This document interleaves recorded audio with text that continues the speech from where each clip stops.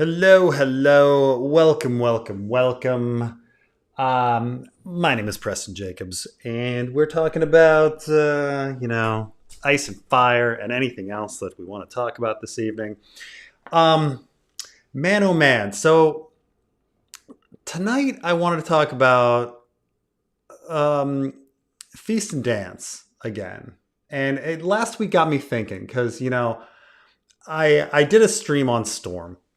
And I don't think many people argued with me that Storm is sloppy, but there was a lot of defenders of Storm in the sense that they said we will take sloppy one, Storm exists, and that makes it a million times better than say the Winds of Winter, which does not. But beyond that, because Storm is most people's favorite book, they'll say, well, I will take excitement and a well-paced book, and Storm is a masterfully paced book, over Feast and Dance. Which, now keep in mind that my favorite book is Feast, but I understand all of these arguments. I understand the criticisms of Feast, and I understand the criticisms of Dance. They're there. There's definitely weaknesses to those books, and I would say the weakness to Storm is the fact that it's sloppy, but at the same time, it is masterfully paced. It is a masterfully paced book. And it made me think about what Feast and Dance needed to be more like Storm. And I was thinking, well, one of my big problems with the show in general was that the characters kind of got plot armor at a certain point. Like, for instance, when we all saw Jaime fall into a lake with armor on and he sank to the bottom, I mean, that's a situation where in the real world, 100% he's dead. 100% he's dead. He is in armor. He is sinking in a lake. Even if he got out, the dragon's right there. He should be dead. But we all kind of knew that Jaime wasn't dead. Right? Or when Jon Snow got stabbed, how many people actually thought Jon Snow was dead? Maybe a few casual fans thought he was dead, but most people are like, yeah, seems like he's going to come back, right? And it kind of occurred to me that Storm is so chock full of surprises, really memorable surprises. I mean, not only do you have going through this book, right? You've got, so many. You've got the death of Catelyn in the Red Wedding, death of Robin Catelyn in the Red Wedding, the resurrection of Catelyn in the same book. You've got the Purple Wedding. You have Tyrion killing his father, his rescue from the cells by Jaime. You have him losing his hand. This all happened, Jaime losing his hand. You have You have the Lysa Arryn getting pushed through the moon door. You have what am I forgetting even? So much. But when you think about all of the things that that happen in that book, there's just so much at once. I mean, Jon Snow getting a girlfriend and then having the girlfriend die. Stannis showing up at the wall. Jon becoming Lord Commander. These huge moments. What was I forgetting? I mean, Sam fighting a White Walker. The others showing up in full force, having battles, right? It's a lot. And Dany freaking using dragons to burn people up. Totally forgetting about that. And you think about all of that, and then I started thinking, okay, maybe Storm is an exception, okay, but how do the surprises balance out? How are there as many surprises in Game of Thrones and A Clash of Kings? And obviously, the big surprises in A Game of Thrones is Ned's death, right? Ned's death. I wouldn't say necessarily surprises, but monumental things. I mean, you have the surprise of the death of Viserys. You have the monumental hatching of dragons. You have a monumental Robb becoming king of the North. Monumental trial of Tyrion. You have the surprise of him getting elected. You have a lot of things that happen in that book that are quite at least big, if not surprising. Clash of Kings, fewer, but you still have Tyrion having a battle, losing his nose. You still have Theon betraying the North and losing the battle and getting captured. You have the burning of Winterfell and Bran leaving. And so certainly Clash does not have as many. I'm like going through it, like Catelyn, she talks to people, she meets Stannis, but nothing. Oh, I mean, you've got Shadow Baby. Shadow Baby is pretty surprising. That kind of stuff. So, there's a good deal of surprises. Now, let's get into Feast. Does Feast have the same number of surprises? And I would say that, like, it's a surprise when Cersei is arrested. But let's keep in mind that, like, in a Game of Thrones, Tyrion's arrested and has a trial by battle. And in A Storm of Swords, he gets arrested and has a trial by battle and an escape from prison. So like there's a lot more in that. I mean, Cersei is arrested, and that's surprising. Jaime breaks up with Cersei. Okay. But you can see that, like, that's kind of a level down, right? Like, yes, Jaime and Cersei break up. That's huge. But Jaime getting his hand cut off might be bigger, like,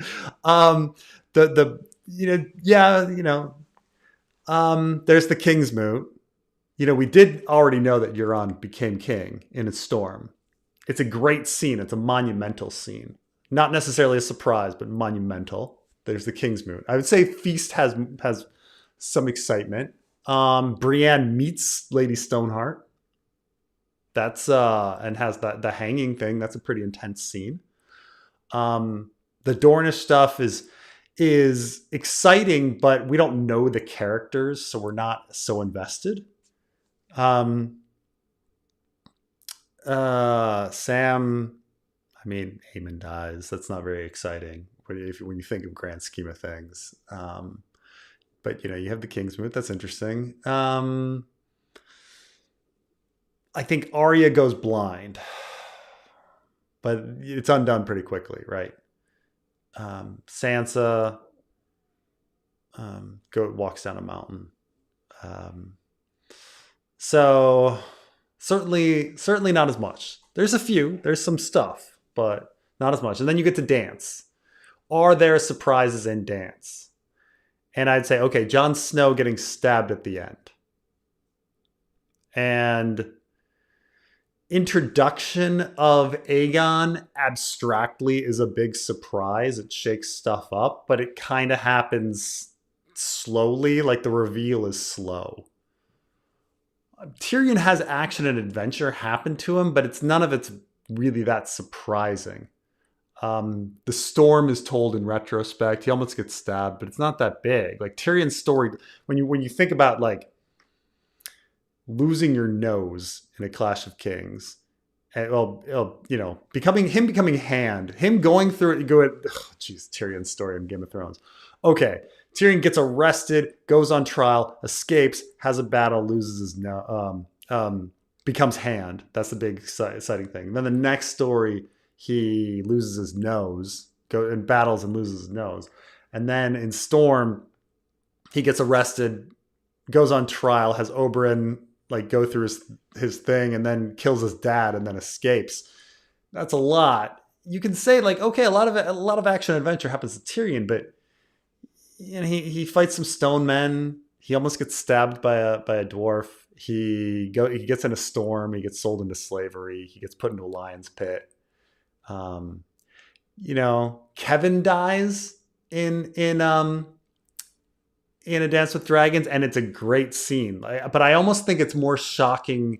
the return of Varys is actually the thing that's shocking, because we're not attached to Kevin as a character. Kevin dying is like, it's the equivalent of Pate dying. We're not attached to Kevin. I think the return of Varys is the thing that's kind of exciting in that scene. But when you really go through it, you're like, huh. Theon's escape from Winterfell. That's exciting. But think about that. Like, Theon's escape, Jon getting stabbed in a situation in which everybody thinks Jon's coming back. Quentin's a character that we barely know, has his Dragon Tamer chapter. Very exciting. Dany leaves on a dragon. Barristan overthrows Hisdar. It's not that there's not some excitement to the characters, but that's not on the same level as what's going on in certainly a Game of Thrones and a Storm of Swords.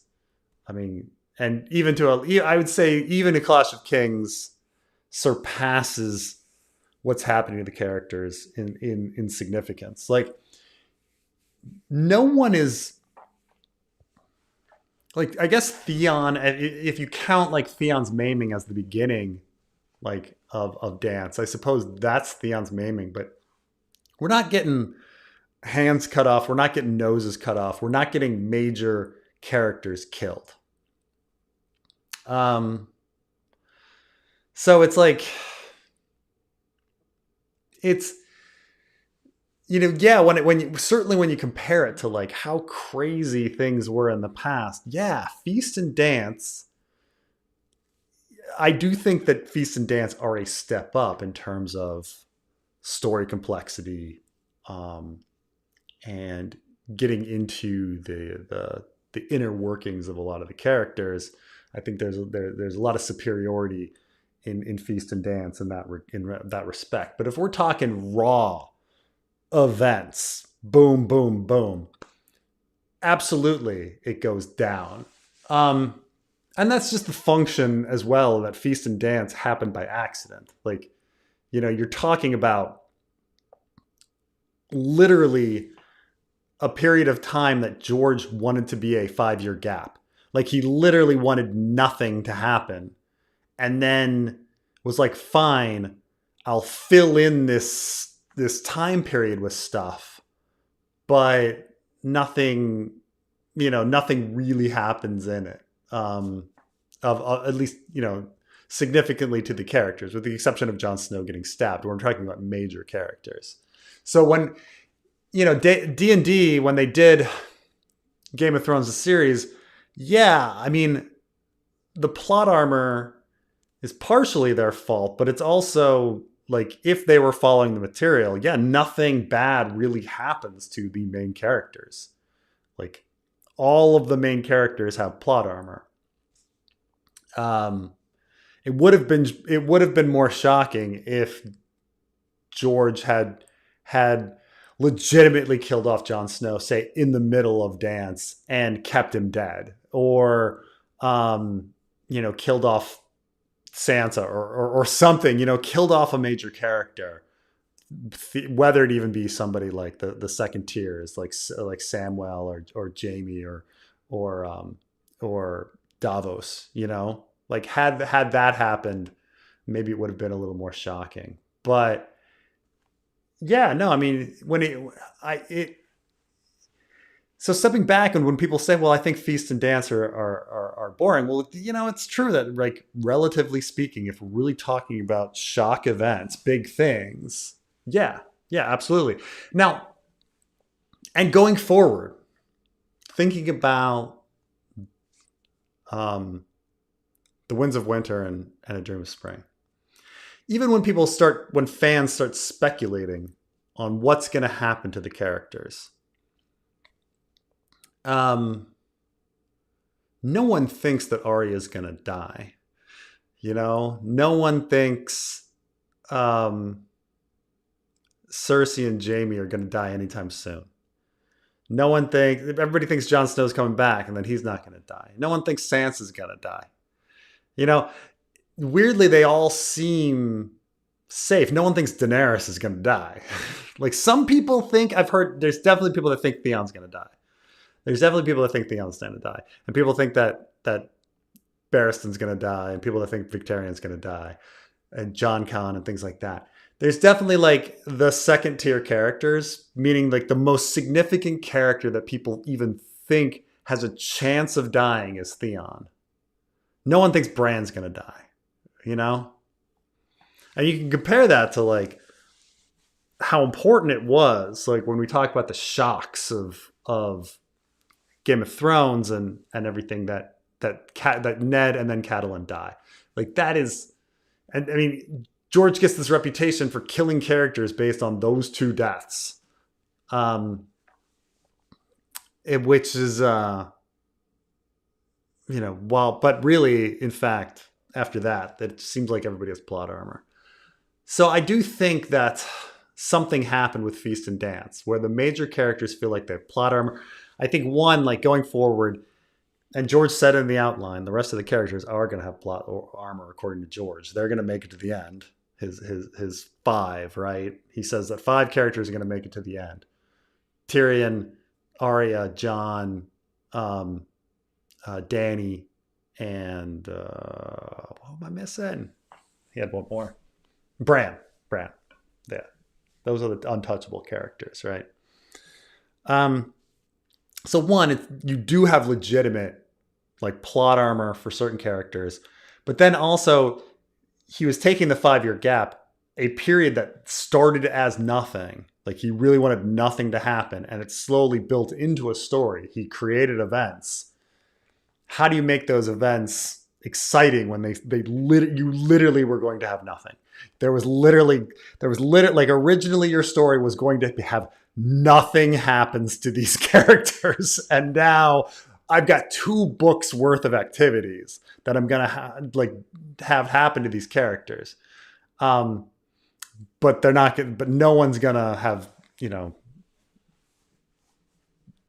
There's development, some training. So Dany's going to learn how to rule, and Jon's going to learn how to rule, and Arya's going to learn how to train, and Sansa's going to learn how to play the game, and Cersei's going to get tortured by being arrested and doing walks of shame, and Jaime is going to learn to be a better person. Like, you know, you've got this like character growth, but no big event. I think maybe that's the problem. Is that when you build 2 books based on a 5-year gap with an established plot armor for so many people, that it's going to lose a little bit of the oomph, you know, the little bit of that storm oomph. But yeah. But yeah. Those are my thoughts on that. I thought, still Feast is my favorite book.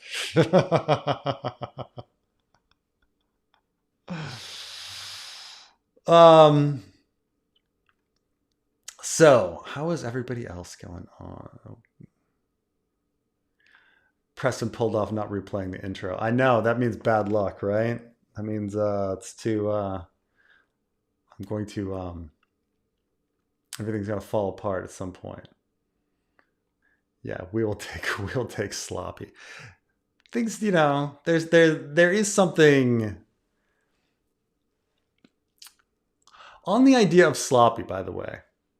There is something appealing to sloppy, and I'm talking like you go into like the entire appeal of, say, punk rock, or, you know, to a lesser extent, folk music or grunge or something. There's a feeling of authenticity to sloppiness. It's the same with like YouTube in general, right? Like people are infatuated with YouTube because it seems real and authentic in this time when everyone is lying to us at all times. Like YouTube has the perception, and granted things are changing often with YouTube because it's becoming more and more like real TV, but there's this idea of like authenticity. I mean, all of you are like watching tonight because Preston Jacobs seems like a guy who speaks somehow truth. Like there's nothing like manufactured about this whole experience. It's just fucking me, and it's just fucking me being honest about like my opinions and my life, right?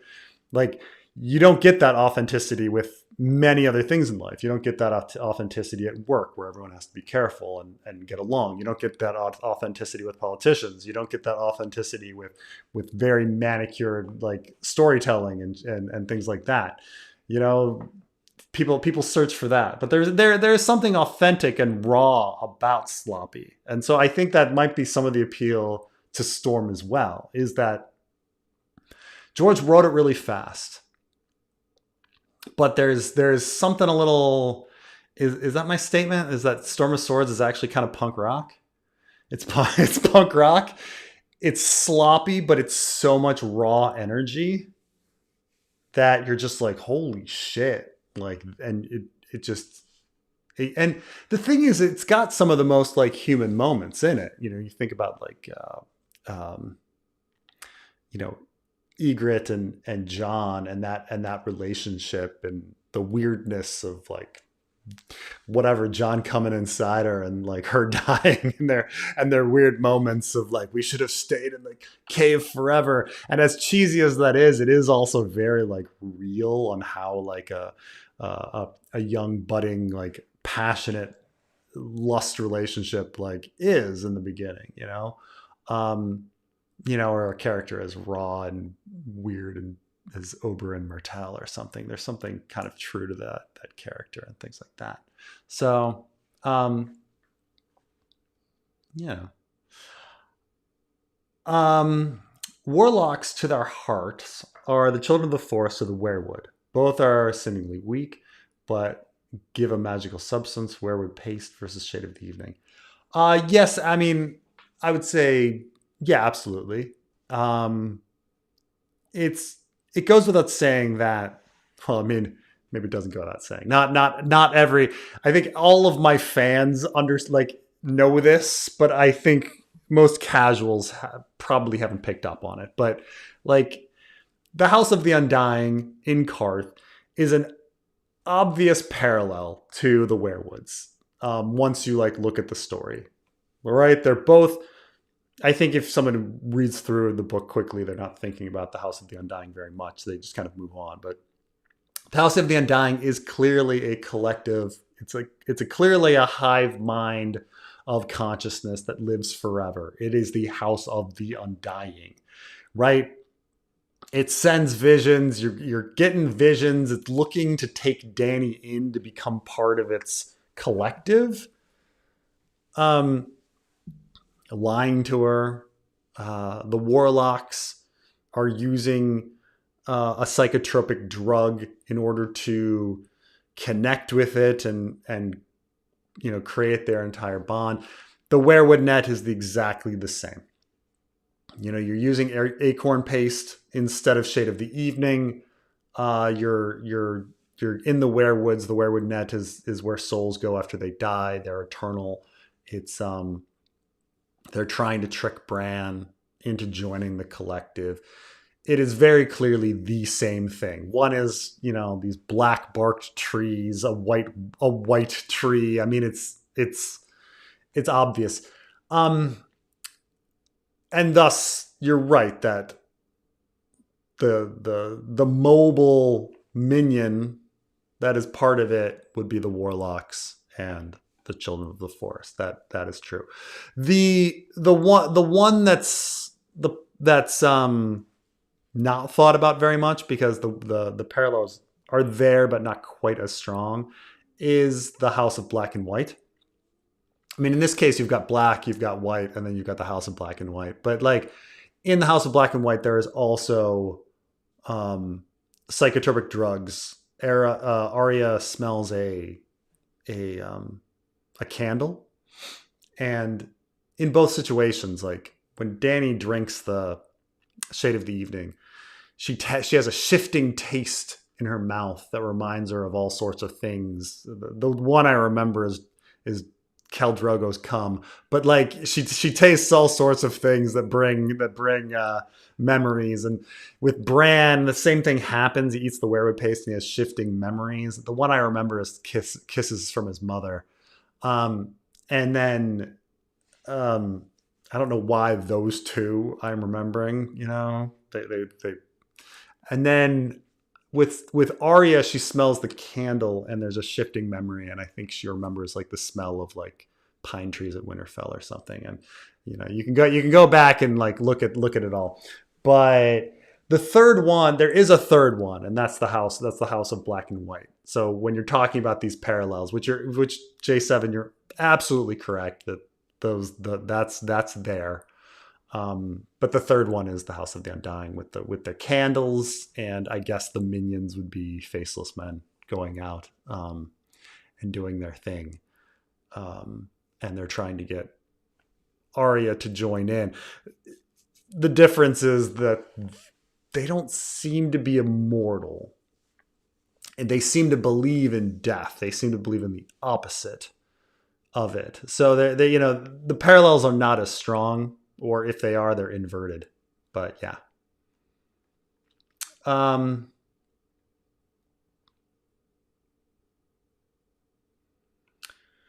Hey, Preston, which garden route in Feast and Dance do you think was garden too much? The Martell plot lines, all of Essos lore, etc.?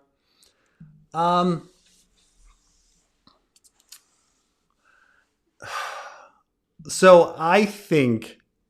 I'm going to steal this because I've heard somebody else say it, that had George pulled off the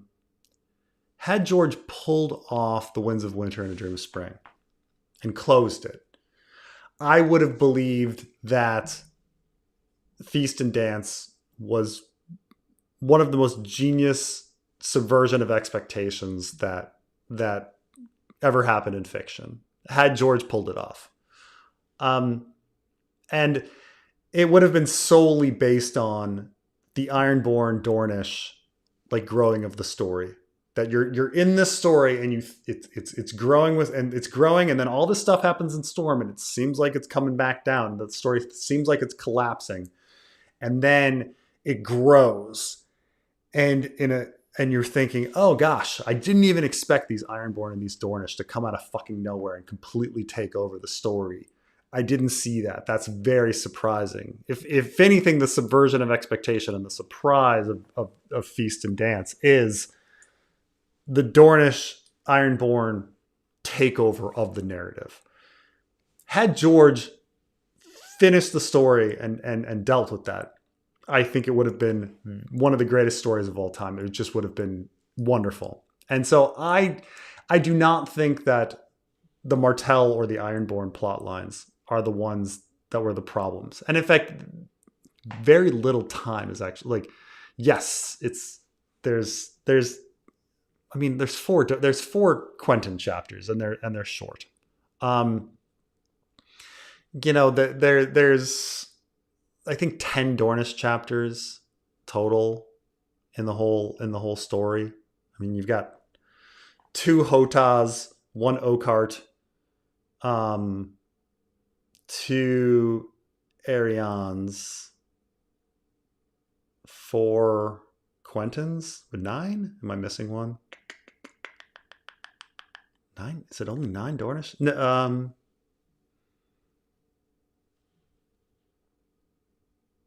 yeah, 9 Dornish chapters. There's only 9 Dornish chapters in both Feast and Dance.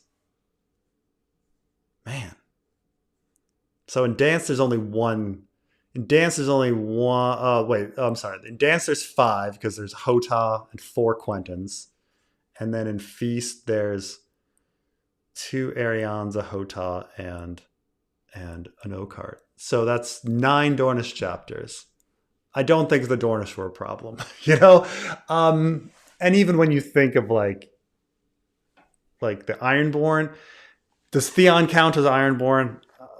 I guess, but it's not like he was introduced in Clash as a POV, but Asha gets she's got 1 in Feast and 3 in Dance. You get 2 Euron chapters, and you got 2 plus 2 for Vic. It's not that much. It's not that much. No, I don't think those are the plots or the problem. I think the garden route was. I think the problem is Jon, Tyrion, and Dany. Jon, Tyrion, and Dany were definitely the problem. Somebody asked a couple of weeks ago if you were going to trim Feast and Dance into one book, what would you do? And I started going through the chapters, and I started thinking about it. I mean, there's little things within a chapter. Like, you can take that Mel chapter. A third of the Mel chapter is like Mel talking about Devon Seaworth. And you're like, what the fuck are we doing talking about Devon Seaworth for no reason? Or when you get into the Tyrion chapter and he's talking about like Duckworth, like Rory Duckworth or whatever. Like, you're like, oh my God, this is going on for fuck. What are you fucking doing? There's just a lot of that. You can definitely, as a like with a scalpel, take a lot out of those books to make it into one book. But generally, if you're talking stuff wholesale that you can cut whole Tyrion chapters and whole Jon chapters and whole Dany chapters and have the story be roughly the same. You might have to shift things a little bit here and there, but like, did you need an entire chapter where they go out and find 1-1 the giant and then come back just so that you could have 1-1 the giant in your final scene? Well, you could have had 1-1 the giant like added quickly in another chapter easily or something, So I do think fundamentally the problem is Jon, Tyrion, and Dany. They did not need that much. Hello, how are you? I didn't expect to jump on so quick, but fuck, man. When that question popped up last week, or I think it was the week before, I was like, no, you can't cut this many stuff, Preston. Like, you need that too. And then reading your Davos chapter. Yeah. Yeah. Oh my God. Wow.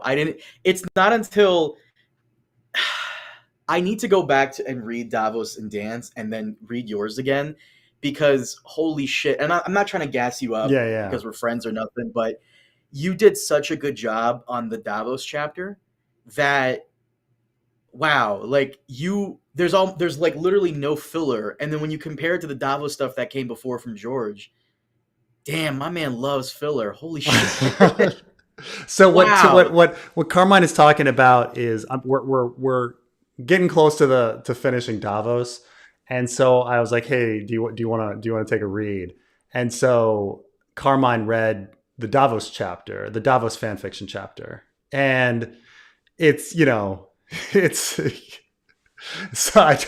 we try to get a lot fucking done with Davos, but you're like, wow, it's so efficient. And like, holy shit, like what does Davos do in A Dance with Dragons? I think Davos in A Dance with Dragons is a complete, like, people, it's funny because, oh my God, like going back and reading reviews of A Dance with Dragons when it came out, and people saying, oh, well, the Davos story is like one of the better stories with Theon. It's like the Davos story isn't the Davos story. The Davos story is talking about the Theon and Jon story. That's all it is. Like, it's nothing, he's not doing anything himself. It's him observing other characters talking about shit that redundantly, it's like everybody loves them, the fucking like Wyman Manderley speech, but yeah, none of that was necessary. And it's not a Davos story. It's in no way a Davos story. It's a failure. Davos is Areo-Hotah in that chapter. He is possessed by Areo-Hotah. Areo-Hotah has warged Davos.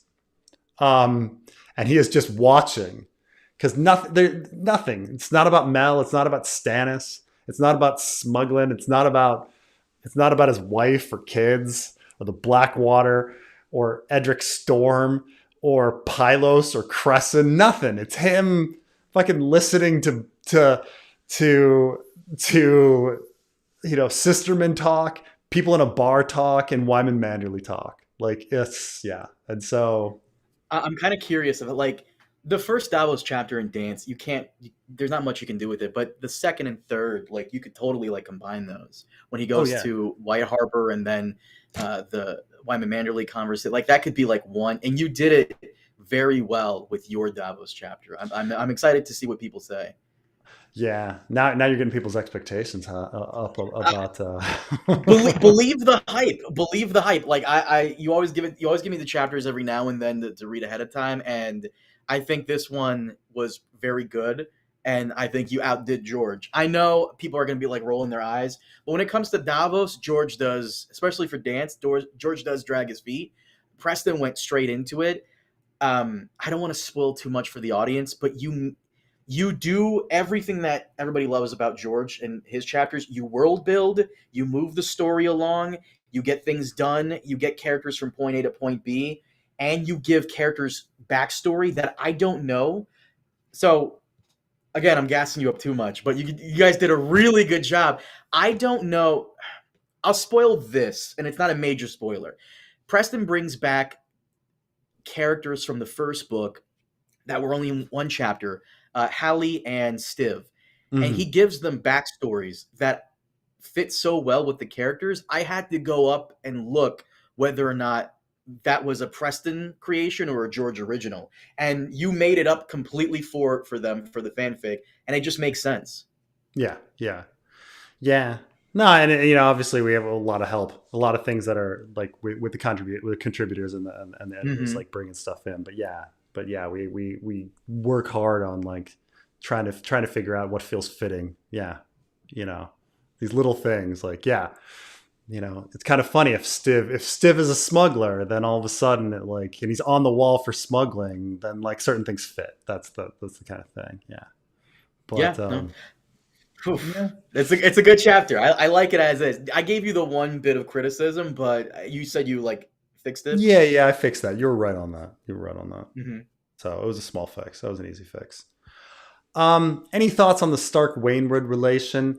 This is one of those things. You know how George can be sloppy, but he can also be super detailed.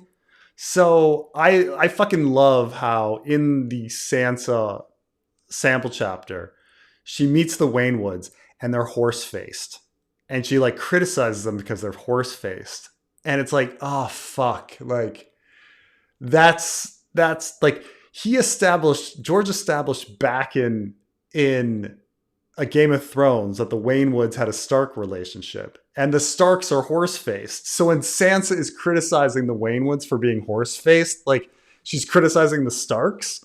And it's like, oh my God, that is a fun little detail, George. I will grant that. That is, so,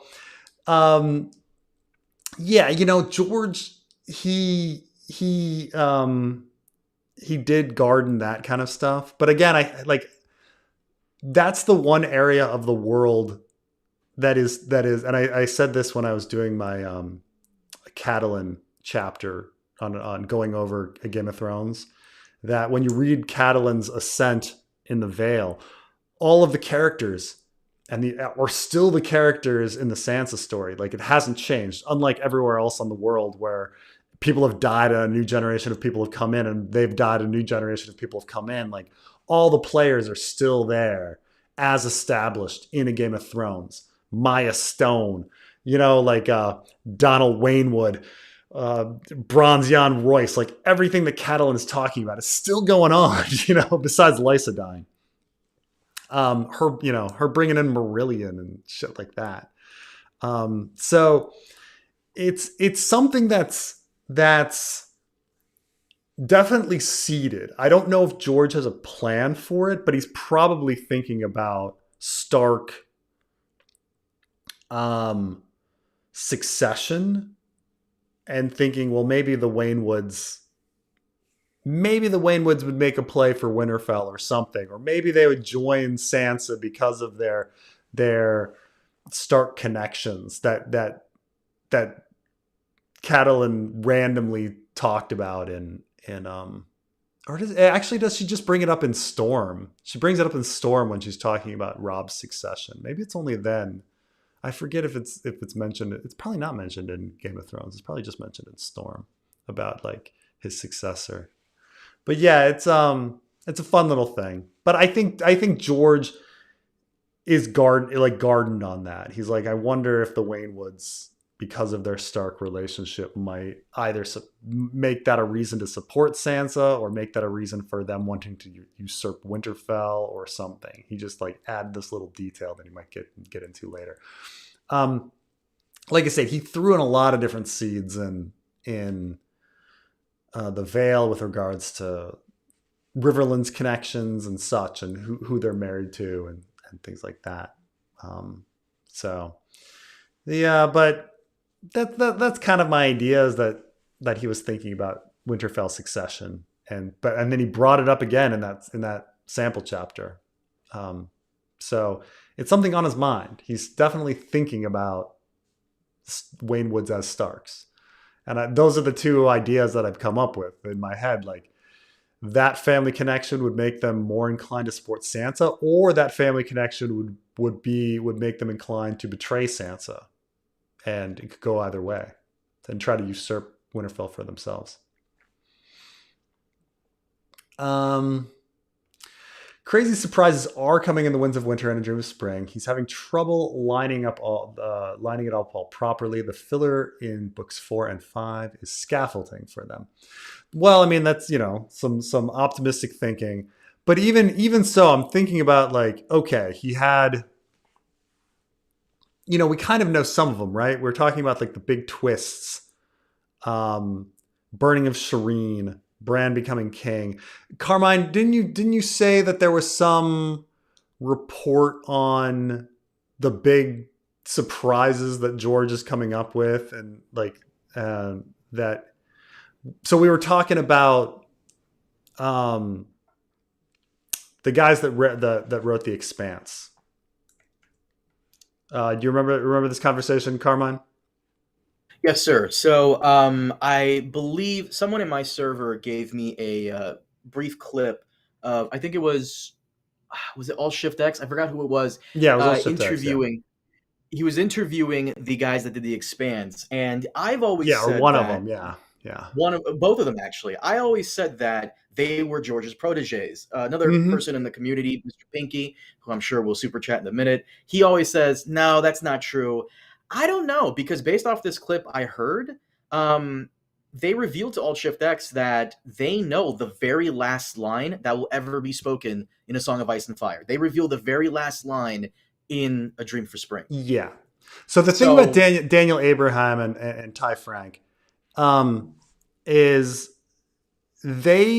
because they were his protege and worked with him for a long time, their writing style is very similar to George R. R. Martin.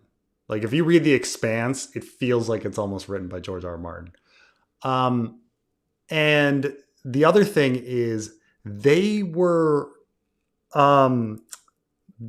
tasked with writing the script for the graphic novel for Game of Thrones.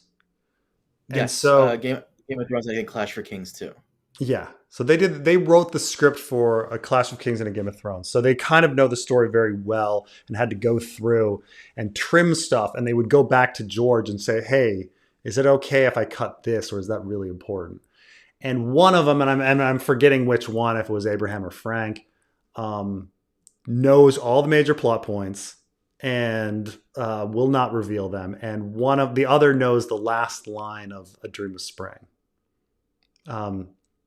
So, I mean, if there were a professional to continue on the series, I would choose them, but it's not my choice. It's going to be Paris McBride's choice.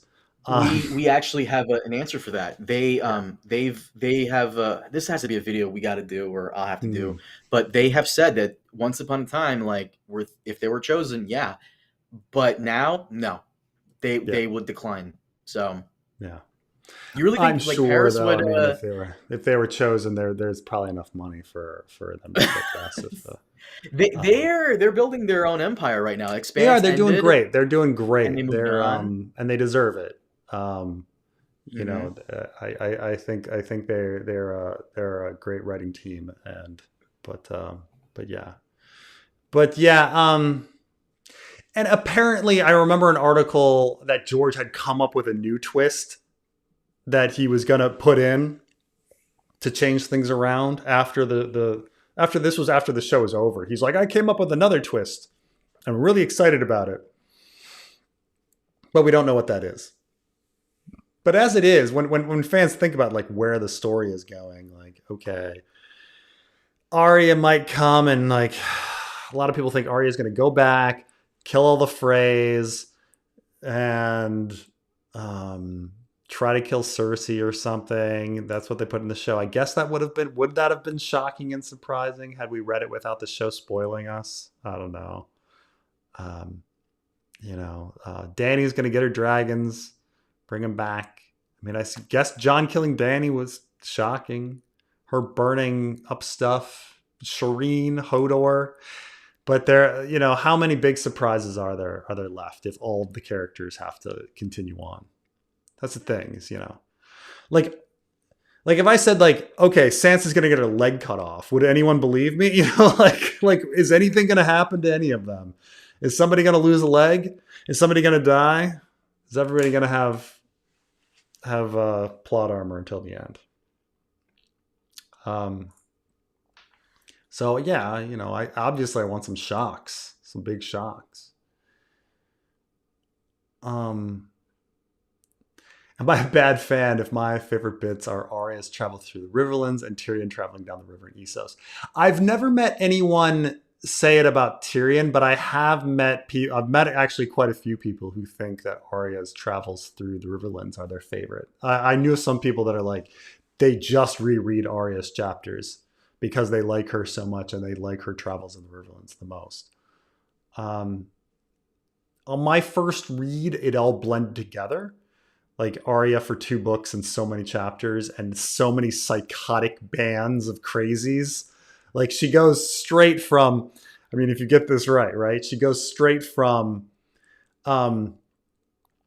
Amory Lorch's men to the Mountains men to the Brave Companions to the Brotherhood Without Banners to the Hound, right? And it's just like crazy men traveling with crazy dudes in the violent Riverlands for 2 books and so many chapters over and over again. And during first read, they just all blend together and you're just like, they're just fucking crazy dudes. The Riverlands is a fucking pit and these are a bunch of crazy dudes running around the Riverlands acting fucking crazy. Not to mention the if you count the faceless men, or Jack and Agar, Rorg and Biter, but then Rorg and Biter become Brave Companions, so it gets more confusing. But but no, some people love those chapters. There's something about, I guess, Arya's like trauma and her like dealing with the crisis and just trauma after trauma after trauma that Arya deals with. But yeah, I mean, you're the first to say that their favorite is Tyrion's journey, but that I've heard. But I don't fault you. I mean, Tyrion's got a lot of funny lines and a lot. I mean, there's a lot of colorful stuff that happens to him, I suppose. You've got stone men and pirates and slavers. You got sweets. Lots of people.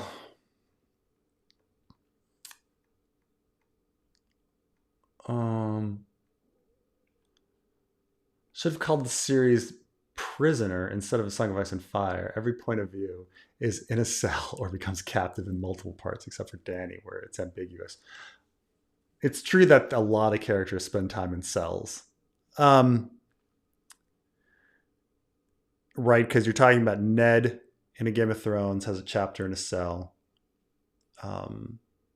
Davos has a couple chapters in cells. I mean, you could count him being on the island by himself a cell, and then him being in the cell at Dragonstone, and then him being in a cell again with Wyman Manderley, and then Theon's in a cell.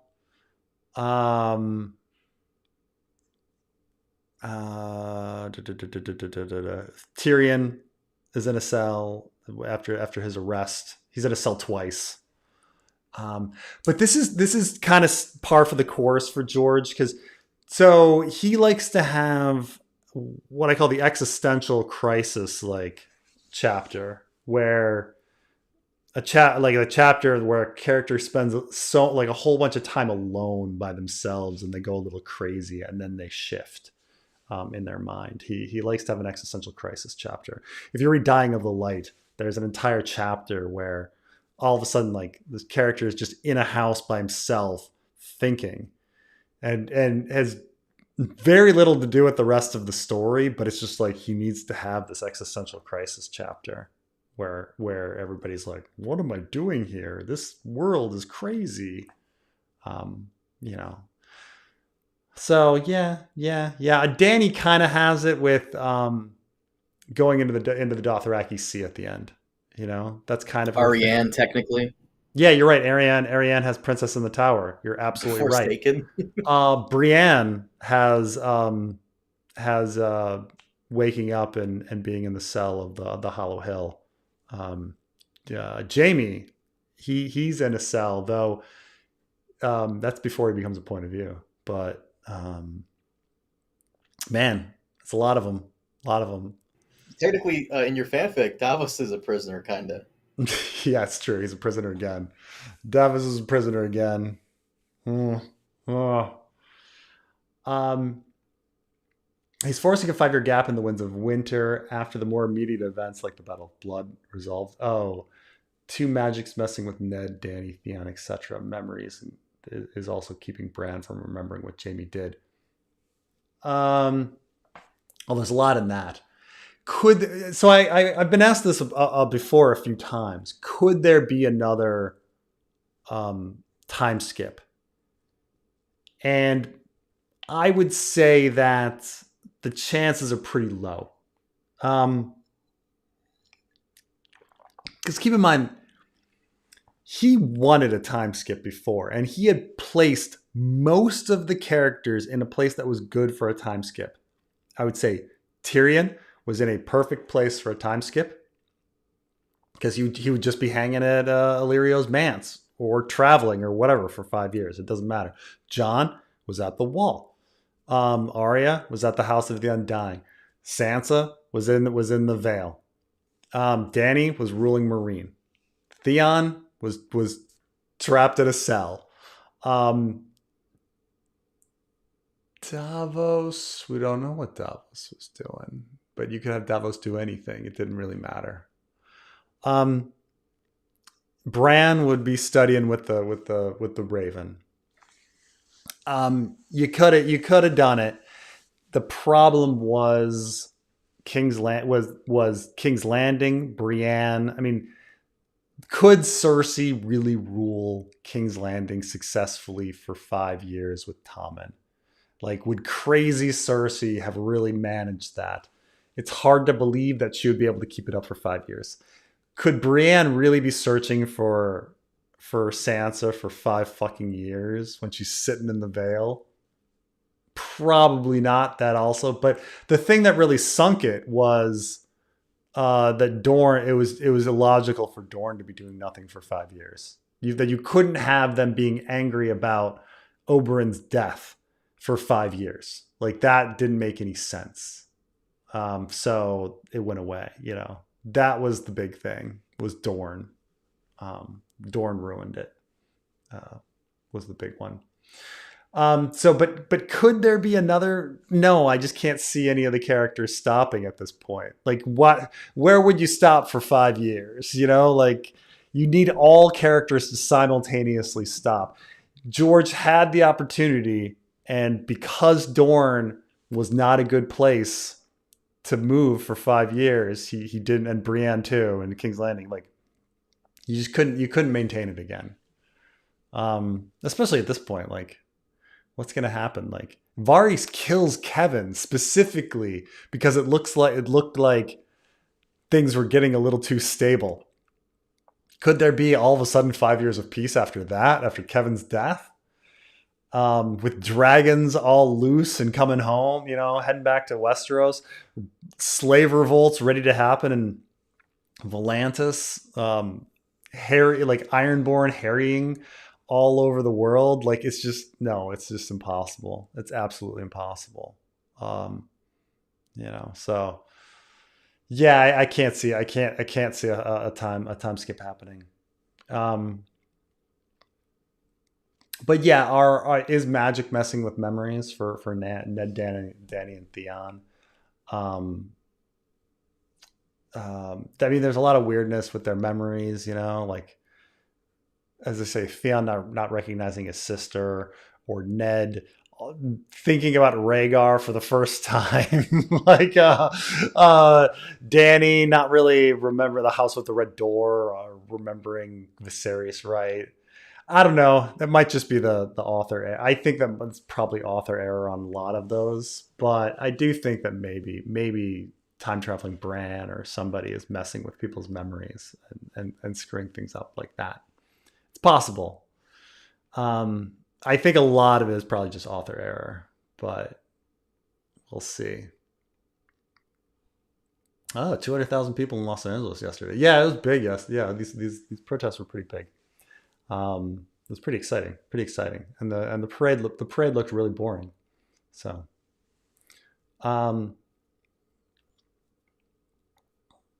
in the U.S. Civil War, Battle of the Crater Union. In the Battle of the Crater, Union troops dug a mine shaft underneath Confederate force and used explosive to blow the gap in the battle lines. Could Euron use wildfire to damage the high tower?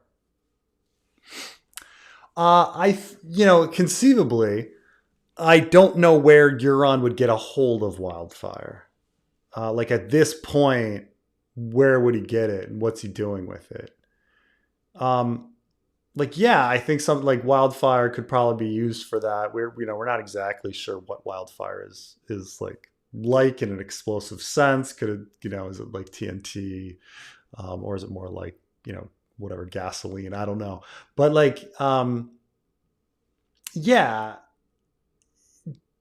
definitely think that the mine shaft thing to bring down the high tower is the only thing that really makes sense. And I'm going to put that in the fanfic. Some people are like, can he dig under? Because we're not sure what the black stone is. Is it even penetrable? We don't know. The big thing is like, where would Euron get a hold of wildfire? I mean, I suppose you could argue maybe there's pyromancers. Maybe there's a pyromancer guild in Old Town.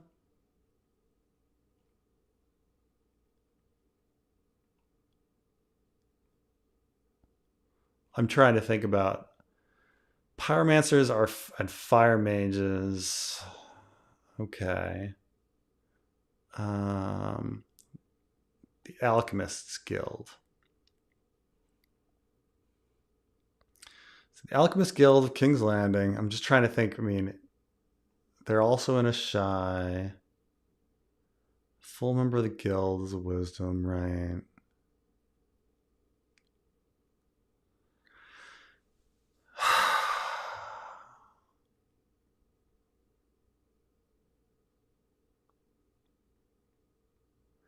Yeah, I mean,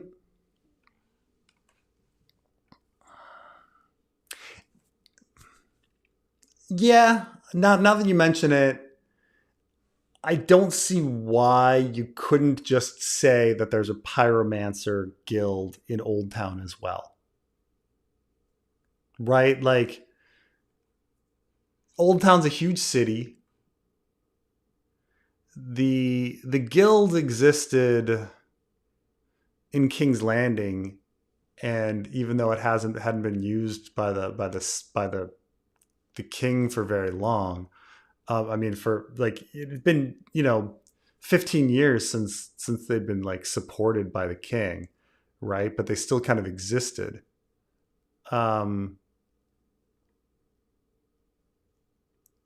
So could you just say, hey, there was a guild of alchemists in Old Town, and Euron gets a hold of them and forces them to make wildfire, to increase their to cause an explosion. Because that's the big thing, is that the mining is just going to take forever. But if you have more explosions underneath, perhaps you could do more with it.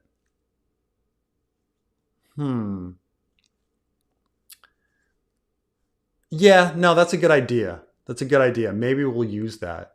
Maybe we'll use that in the fanfic, that there's an alchemist guild in Old Town, and that they could get that Euron could force them to start making wildfire, in order to kind of create an explosion and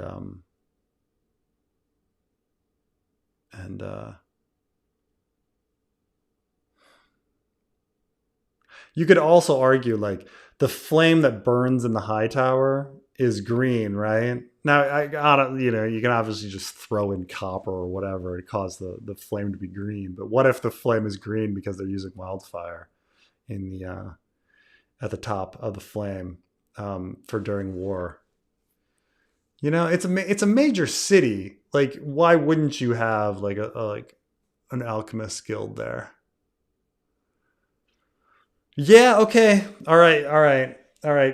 Iputi, you've convinced me. Yes, Euron could possibly use wildfire in a mine shaft to create more explosion, to quicken his burning of quicken his tunneling and mining, and cause the high tower to come down. Yeah. Okay. You convinced me, man. You convinced me. I can't think of a good reason why they'd just be like, if I were going to be like super strict, like, lore people, they're like, well, they're in King's Landing. Well, why wouldn't there just be another fucking branch in fucking Old Town? Why not?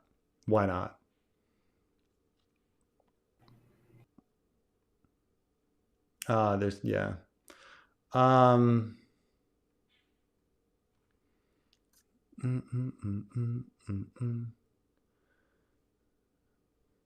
Is Joffrey gay? Rewatching season 3 makes me think so. I mean, I think he's just I think he's sadistic. I think he's more of he's more pan. He's into everything. Well, he's just into crossbows and shit. But he seemed pretty turned on by crossbow Marjorie, right? Dude, what's the song from Dr. Horrible's sing-along blog? Dun dun dun dun. Who's gay? They're like in the news, like the local news comes on, and they're like, next up, who's gay? Like, Shade of the Evening should have stopped working after the heart burned.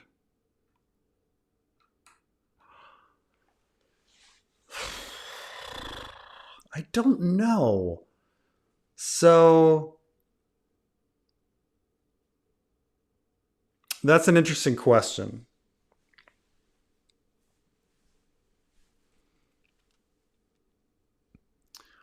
Because is Shade of the Evening... Okay, so is the heart anything in and of itself? Like the heart... So in A Clash of Kings, like when Dany goes down into the House of the Undying, and she eventually finds the Undying, they're like all around this table, and there's this like beating heart in the middle, and we're not really sure what this beating heart is, but the dragon starts tearing at it, and it seems to disrupt and kill all of the Undying, who have like some sort of like telepathic connection with each other, creating this hive mind. But like, what the fuck was that heart? Like, like specifically, what is that heart? like is, how is it kept alive? Like, what exactly was that thing? Right? No one's ever done a video on that. Like, what specifically was that fucking heart? Like, was it alive in itself? Was it a metaphorical representation of everybody's collective consciousness? Like, was it an alien? Was it a plant? Was it part of, like, what the fuck was that thing? But if we take away the heart, you could say that, like, okay, independent of the heart actually existing, like, people do still have brains and they still have telepathic abilities. And so, like, people drinking Shade of the Evening would just enhance their telepathic abilities. And so maybe, it's just Euron is sending the visions to Euron, and that's where the visions are coming from. Or maybe time traveling Bran is sending them, and it could be that all visions come from time traveling Bran. It could be that, like, he's the ultimate dream sender, and that the ones at the House of the Undying and the ones that Euron sees are fundamentally the same. That they're not being created by the heart, like, that they're receiving from somewhere else. And so it's just that Shade of the Evening helps you receive the visions because you're opening your mind, dude. And they're coming from time traveling Bran. So, we're kind of with, yeah, because I mean, the heart, even whatever the fuck it is, like, we're presupposing that the heart is the source of the visions and the source of, like, the Shade of the Evening working.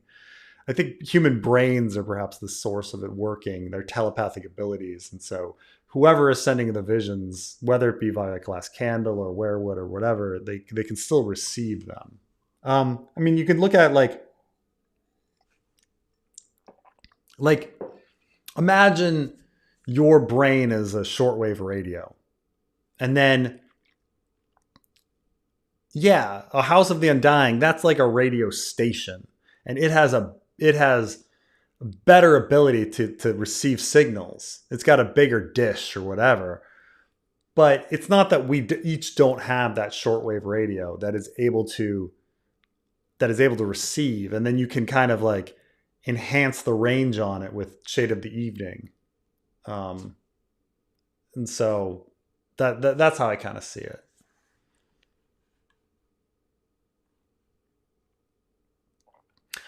So most of us accept that Duncan wasn't knighted, or at least it's ambiguous. But the real question is, if Sir Eustace was dying, then why wouldn't he want to knight Duncan on his deathbed? How rude. Oh, I think, I think you mean Sir, not Eustace, who's the knight from the Sworn Sword, but you mean Armin of Pennytree. Like, why didn't Armin of Pennytree do it? I think he may have wanted to eventually, like, I think he probably did desire it. He just died before he was able to. I mean, he got sick. When you're sick, you're not, and you're like, you're not thinking it through. I think that's too busy. He was too busy fighting the Titans with Aaron and Mikasa, so he couldn't do that. Yeah. You said Armin, by the way, not Arlen. Arlen. I'm sorry, Arlen. Arlen. See, by the way, everybody gets it wrong. But yeah, real quick, I love that idea, by the way, from the previous super chatter about the pyromancers. But them being an old town, I don't think they would be an old town, because I was just looking at an old Tyrion chapter here. In Tyrion 5, Clash, he says, once there has been a powerful guild, but in recent centuries, the Maesters of the Citadel had supplanted the Alchemists almost everywhere. Yeah. So I would imagine Old Town would not have any pyromancers because of that. But it would make sense if It Euron makes brought them sense. with I him. mean, I'm not saying it's impossible. I mean, I did. Yeah, you're right that like supplanted them almost everywhere, but like clearly not in King's Landing. But if there were like one other place that they wouldn't be supplanted, it would be the second biggest city. You know, so maybe there's a small guild, and they can slowly. They certainly wouldn't have the same resources as Cersei and Tyrion gave to the pyromancers of King's Landing. But the question is like, could they do it? Could a small group do it? A very small branch of the pyromancer guild there do it? I don't know. I don't know.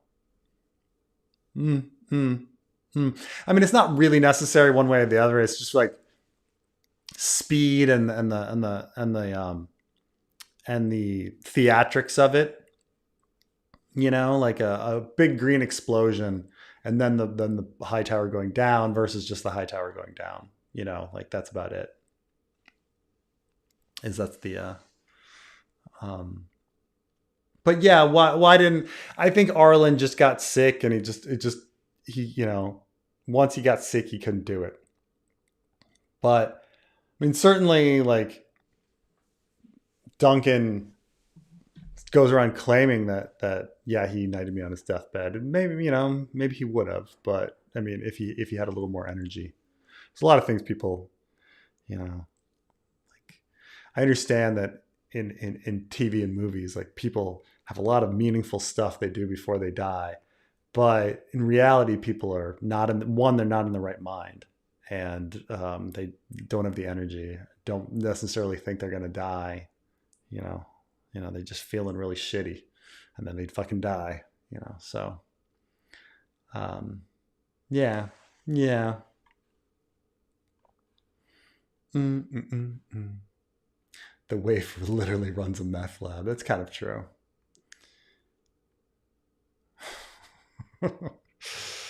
Oh, Chris. Oh, Chris. Doesn't Euron want to jump from the tower to fly? That's true. What if we all jump from the tower to fly? He does mention that. What if we could all fly? And it makes us all suspicious about the his connections to Bloodraven or time traveling Bran or whatever. It's true. It's true. All of that. But I don't know. I don't know if he wants to actually jump from a tower. I mean, Victarion says to him, like, if you want to jump from a window, go. There's a window right there. Fucking do it. And Euron doesn't do it.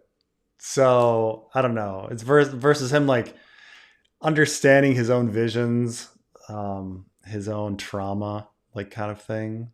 I'll have to think about it, and you know, bringing down the tower. Like, what does that mean to Euron by bringing down a tower? He just wouldn't be able to climb. I mean, it's impregnable. It's impregnable. Like, there's no way to get up that tower. It's a massively fortified structure. Layer after layer after layer. You're just not getting up it. There's no way one could conquer that. I don't know if anybody's like properly conquered anything in Ice and Fire. Everything is impregnable. Everything has to be conquered through a trick.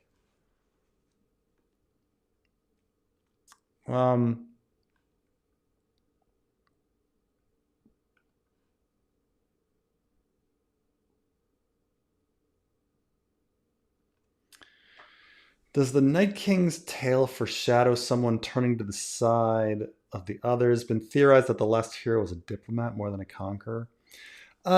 Certainly, I thought when I, you know, years ago that you know, I think after reading George R. R. Martin's other works, I came to the conclusion that the others weren't necessarily evil, that they were suffering from biological bottlenecking, population bottlenecking, which is something that George mentioned in some other stories, that like if a populate, you know, when you only have a certain number of a species, there's not enough genetic diversity, so you stop having as many kids. Like, you just don't have as many viable offspring. So like if your population gets to the point where like for the rest of us, like human beings can have, you know, about 12, like a human woman can have about 12 kids in her lifetime, you know, more or less. But if you're working with a limited population that starts shrinking, like she's, say she's marrying cousins and shit, and cousin after cousin generations, it starts getting to be the point where you only have about 5, viable offspring. Eventually the population gets small enough that you're only having 2 viable offspring. And at that point, your population is bottlenecked, right? There's no way now to escape and have it get larger. And so they talk about, so he has this story, Dark Where the Tunnels, where that has happened to human society, that the human population which resides on the moon has bottlenecked. And meanwhile, the mutant population of humans on Earth has also bottlenecked. But if these 2 populations got together, they could breed and solve it, and humanity would flourish again. But tragedy happens in the story, so spoilers. So I kind of thought that was the situation with the others, that they have this population bottleneck, and that they're relying on babies, but they're all inbred because they're from Craster's Keep and stuff like that, and it's not working out. It's not working out for them, and that was all planned or something. I think over time, I'm like, that's probably like, now that I've seen the show, and the show just has them be evil, and George has once called them, has once compared the others to global warming and things like that. Maybe they are just a runaway experiment of the children of the forest, and just like in the show. So maybe there won't be a diplomat thing. I don't know. So but it's true that Night's, I agree with you, that Night's King tale, at least, has the elements of him trying to create some sort of alliance or some sort of human other connection. But at the same time, if I read that story, I'd be like, it doesn't sound like he was really with an other. It sounds like he was with a wildling. Like, he's not really having sex with another. Like, he's not, like, the story is he's on top of the wall and he glimpses a woman with pale skin and blue eyes, and he goes and he captures her and makes him his queen, and everybody like is angry at him. Now, let's think that through. If it's really a female other, one, we've never seen any female others, but say it is a female other, like, how is that working? Did he really see this like crystalline creature like walking, and he's like, oh man, that chick is hot, and he runs down there and he captures her and he starts having sex with a frozen ice crystal like being, like, and his penis isn't getting frozen off, like no, that clearly didn't fucking happen. So like when you, like, there was no female other that some dude was having sex with. We know factually that that's just impossible. Her being a wildling just makes a lot more sense. Like, there's a dude is not like, one, like, why would he do that? Why would he grab some hot wildling, like some hot other woman, and then she's sitting there clicking, going, and he's like, oh baby, and then he somehow like sticks his dick in her ice vagina. Like, it's just, come on. Like, it's just not how it was a wildling. He fucking grabbed a wildling from the top of the wall. Like, that's it. That's all that happened. Like, but or maybe, I don't know how he'd be communicating with the others if they're just clicking and stuff. But that's another thing. When when language is lost and everything, how is he communicating with them? I don't know. Could you use the children of the forest? Could possibly be interpreters. I don't know. 9 Dornish chapters might be too many. No. Dornish is fucking great. Fucking too great.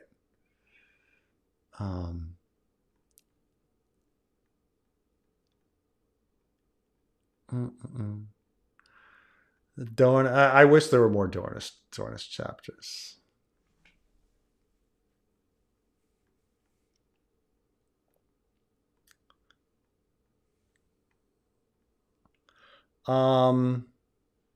Is fetus part of cost for dragon? Dany got 3 for 1. I'm trying to think, like, the sacrifice. One could argue, if we're really talking about death paying for a life, right, that Mirri Maz Duur would be 1, and Rhaego would be 2, and Khal Drogo would be 3.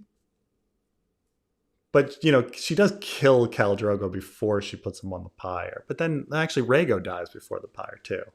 So, one could argue that if you're saying that Rhaego's sacrifice led to the dragons being born, she's got her 3 right there. She's got Rhaego, she's got Khal Drogo, and she's got Mirri Maz Duur. So she's got 3. She's sacrificing 3 for 3. If that's the situation going on, I would probably say that it's not I don't believe in like blood sacrifice, unless it's like her subconscious mind is believing that this is the case, and therefore her subconscious mind is able to like help telepathically hatch the dragons. Like that could happen. Like if she's believing it would happen, that kind of thing. Yeah. So I mean, in a sense, it's 3 for 3. It's 3 for 3 on the blood sacrifice sense, And at least, so that's all there. Plus you got the horse. You got the horse. It's actually like 4 for 3. Fucking horse died too.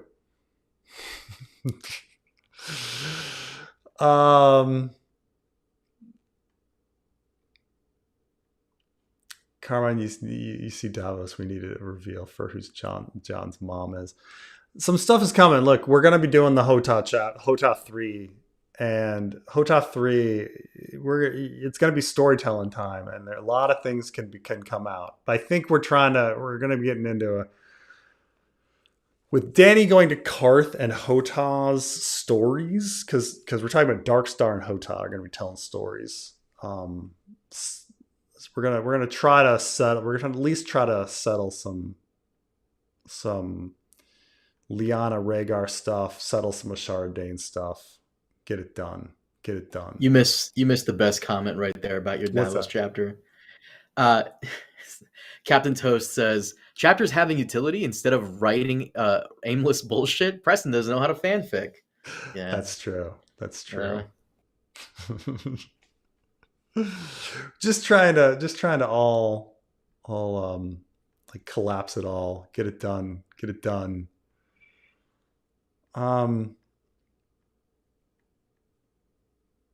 I just find it funny how like when you put out the Davos chapter, it's so not going to feel like a typical Davos chapter because so much gets done.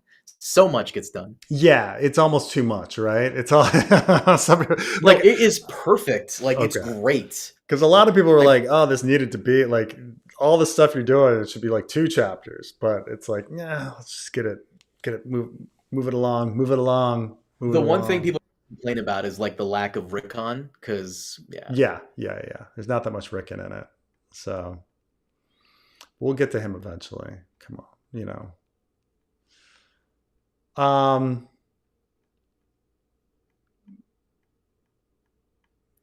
then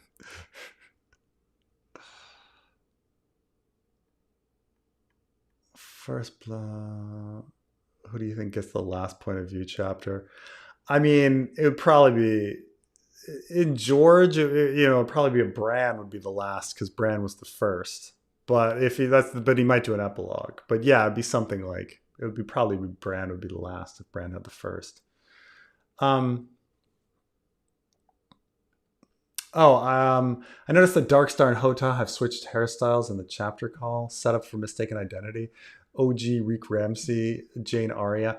So Hota, I was trying to keep Hota's hair the same. Hota has a shock of like gray hair.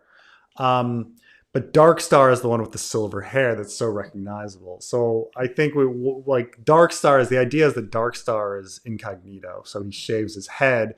And so the joke is that he's looking like Egg because he's shaving his head and he's got a fucking big floppy hat on to protect him from the sun or whatever.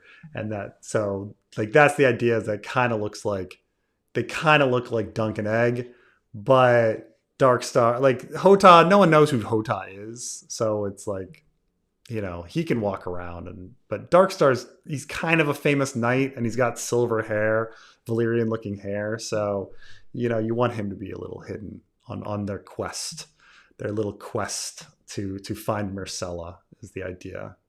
So we got our buddies going around searching for Myrcella. And so they'll be showing up in the Sam chapter.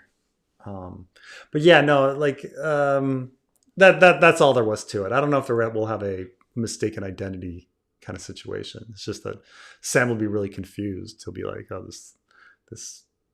these two dudes with massively good like fighting just fucking slice up all of these Ironborn. Like, because it's true that like Hota and Darkstar are supposed to be two of the best fighters in the fucking story. And so they're just gonna fucking like just eviscerate all of these fucking Ironborn. And you're gonna be like, oh my God, what is that? Holy shit. You're like kind of seeing, what do you mean? What do you say protege when you mean by that? Were they interns? Were they employees of George R. Martin? They were kind of like interns, assistants for George R. Martin, for a number of years. Daniel Abraham, I don't know, but Ty Frank was George's personal assistant. Yeah.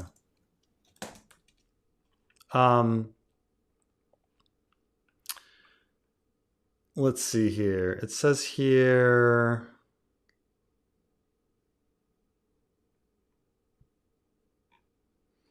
I'm trying to think like when he did that and when the It had to have been in the early 2010s, maybe mid 2000s to early 2010s. Right, but around Expanse comes out in 2011. So right. It might be before that. I do believe Ty Frank was on the set of Game of Thrones season 1. Oh yeah, well that's 2011 as well. I think Game of Thrones season 1 was filmed in 2010, which is weird because Elio Garcia was also on the set of Game of Thrones season 1. All of George's like homies were on the set of Game of Thrones season 1. Yeah.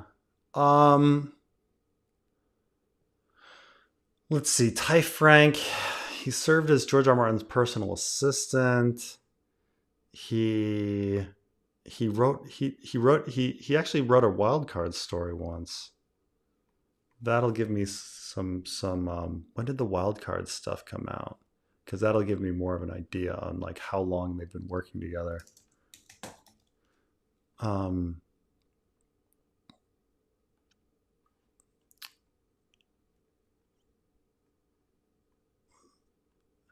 He wrote for Wildcards 21, Fort Freak. Fort Freak came out in 2009, right?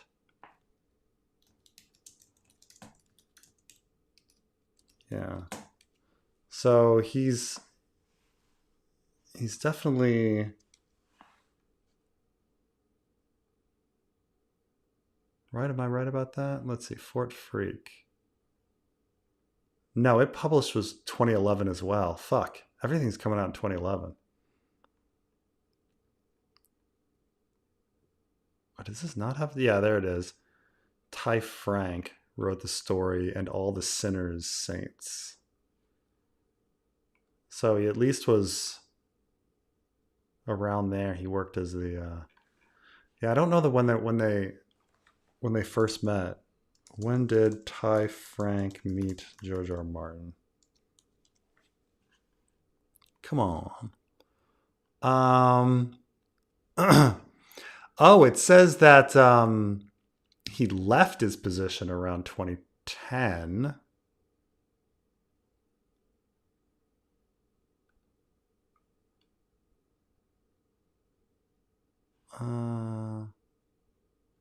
Because he had to start writing The Expanse at that point. I don't know when they first met. There's a Wired article on him in 2014. I don't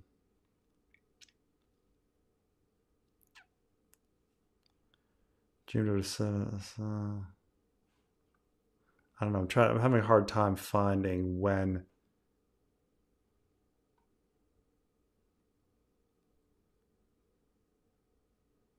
they actually met, and how long he was working for him as his personal assistant.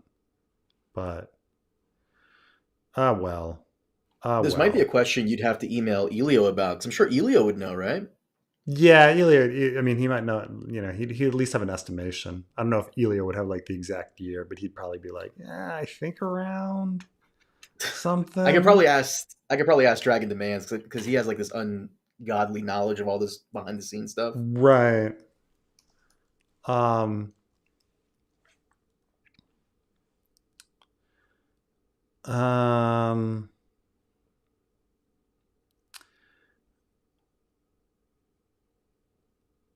you're right. Well, you played such a nice guy in Game of Thrones. Oh, real. Get out. Is there a connection there? Prior to The Expanse, Frank worked as a personal assistant to George R. R. Martin. No. Byrne and I were just talking about this. I'd stopped working for George before he did his bit, but we never met. If I'd still been working for George, we probably would have met there. Okay. Huh. I don't know. Yeah, it's somewhere. It's not that, it's not that important, but yes, they were definitely he was definitely like his personal assistant for a while, which explains, I mean, they have very, very similar writing style. They were doing something. They were, writing and editing together. Well, the Game of Thrones Clash of Kings graphic novel came out in 2018. So Ty Frank was working on the Expanse television show and the books at the time, and I guess still doing stuff for George. Yeah. Right. So what I'm assuming happened is people probably came to George and said, "Hey, do you mind if we do a graphic novel of this?" And George probably recommended Ty for the position. So that's what I'm assuming. Can you explain why you think there's a less than 10% chance of it coming out when it's 3/4 done? Well, I would say I usually say 5%, because most of that is what he wrote during COVID when he had no other distractions, and then the other bit is what is leftover material from Dance back when he had motivation to finish. Like he was, he had a deadline with Dance where he was trying to finish it like around when Game of Thrones premiered, so that it could, like, as a tie-in, people would buy Dance with Dragons because they were so into the show. And so, he was very motivated to write at that time. And then during COVID, he had no other distractions. And so at that point, like, I have those two explanations for him being productive. But we don't really. He has too many other projects going on, and so I just don't see him finding the time when there's just all sorts of other stuff going on. Dunk and Egg, House of the Dragon, his producing Dark Winds, him producing the movies for his friends, like the Ugly Chickens and Mary Margaret Road Raider and things like that. Him writing novels about why he hates Ryan Condal. He's a very busy guy. Yeah. Oh, I think there's a retcon for you. In Clash, the Pyromancers are an older order than the Maesters. Well, how would they even know, right? Considering that the Maesters bring language, right?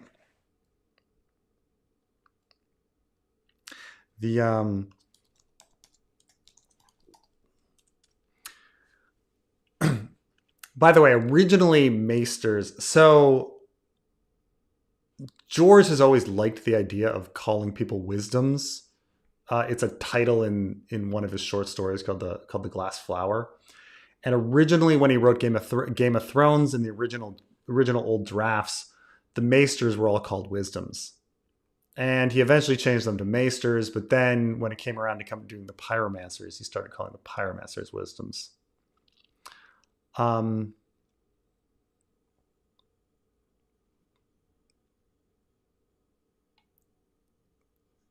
Yeah, the Pyromancers just kind of appear in A Clash of Kings for the first time, and then they're obviously used at the end. But an older order. No, it's alluded. Josh is wrong. It's alluded that that the Alchemists were more prominent than the Maesters until the Maesters took over. So it's kind of alluded, but not really concrete. Well, here's the line. The substance was the Pyromancer's own term for wildfire. They called each other wisdom as well, which Tyrion found almost as annoying as their custom of hinting at the vast secrets of stores of knowledge that they wanted him to think they possessed.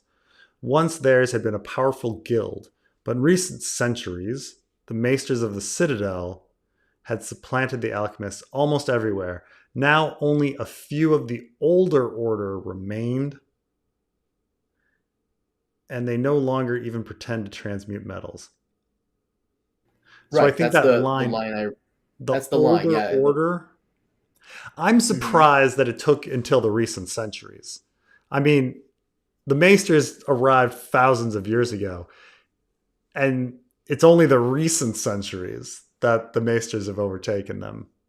That this Pyromancer guild was still going strong for thousands of years after the Maesters arrived, and that only in the recent centuries did they kind of like drop off. Like, let's say that's like 500 years, the recent centuries. But like, it's, it doesn't seem like, it seems like once the Maesters arrived, the Pyromancers should disappear. But it's weird that the Maesters arrive, everything's fine, Pyromancers are everywhere, and then like a few hundred years ago, the Maesters start getting more popular. Where does that come from? What was everybody's use of these guys thousands of years ago? That's kind of weird. But you don't think that's the line? Like, only a few of the older order remained? Like I said earlier, I just figured that they probably wouldn't have anything going on in Old Town anymore because it sounds like the Maesters took over. Almost as if like it was a rivalry. So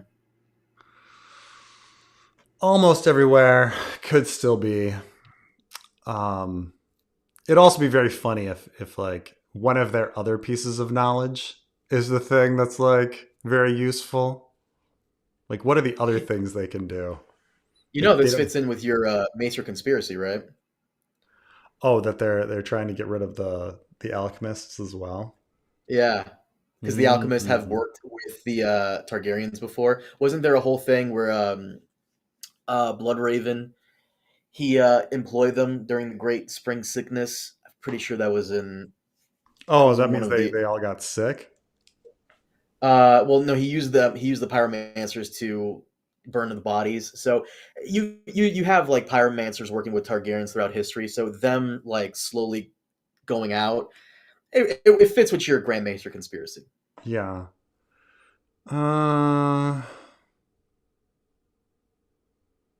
In recent centuries, Aegon IV dreamed of conquering Dorne, so he commanded them to build him a dragon.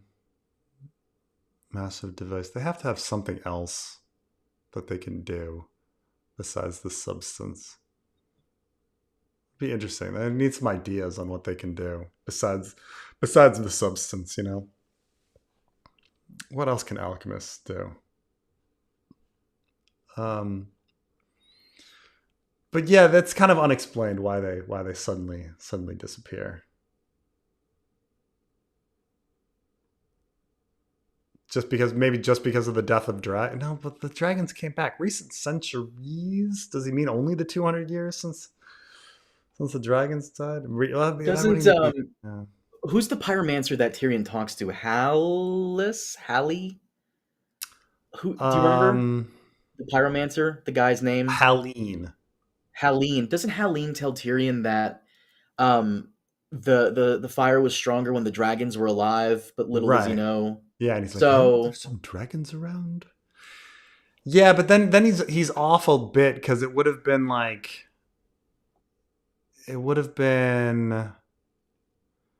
because dragons haven't been dead for more than 2 centuries. So when they say like they've supplanted them within recent centuries, you know, like had they say they replaced them within the last century, that would have lined up with dragons disappearing. But instead it's the recent centuries. So it's not quite right. You know, they should be super, you know, with dragons being around, they should I mean, I guess the time period's off just a little bit. I mean, it's not, maybe you could argue, I don't know, you can make an argument. Holy shit, you know what this means? George fucked up again. Oh my god. I mean, George. Clash of Kings is sloppy. Where is the end world cult? Where's Al-Ardim? Al-Ardim in the end world cult. It's okay though. When eventually Trey meets up with George, we'll add this to the list of questions he can ask. Yeah. After the Harangan Mines. Isn't it more likely that a Kraken comes out of the water and topples the high tower rather than Euron uses that type of fire magic? No. The tower is fucking enormous. And I'm not saying just tall. It's really fucking wide and thick. Like there's just no way. There's no way that a Kraken would be that big. Like, you know, like put it this way, like blue whale is the largest animal to ever exist on the planet Earth, right? And it is 100 feet long. Okay, so 100 feet is nothing compared to like how big this castle of the high tower. Now keep in mind, there are 7 levels to the high tower. They built a huge massive castle, and then another castle, then another castle, then another castle, then another castle, then another castle. The high tower is enormous on the bottom. There is no way that like this Kraken, say the Kraken is 300, let's say it's 3 times bigger than a blue whale, that it's going to be able to like wrap its arms around a high tower and like pull it down. Like we're talking totally different scales here. It's just not happening. Like do they even say how big? I doubt they. I don't remember anything saying like how exactly big the high tower is. But in order for it to, like, in order for it to be as tall as it is, like someone brought up the Woolworth building. So the Woolworth building is about the same height as the high tower, which is what somebody said, right? Let's see, the Woolworth building. Yeah, it's 792 feet, close enough to the high tower. So, like, now, what's the Woolworth building length and width? It's 200 feet wide.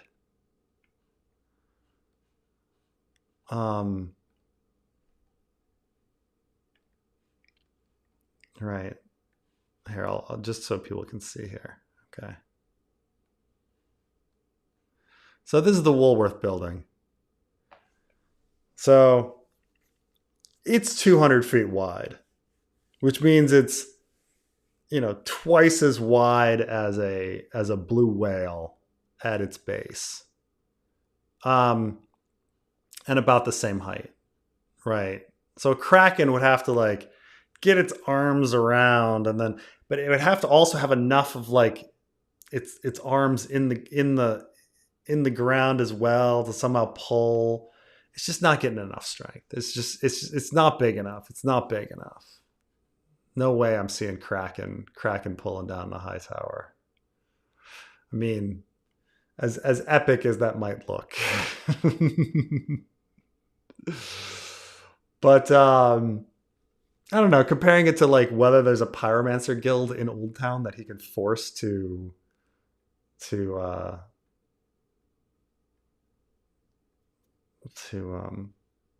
produce wildfire.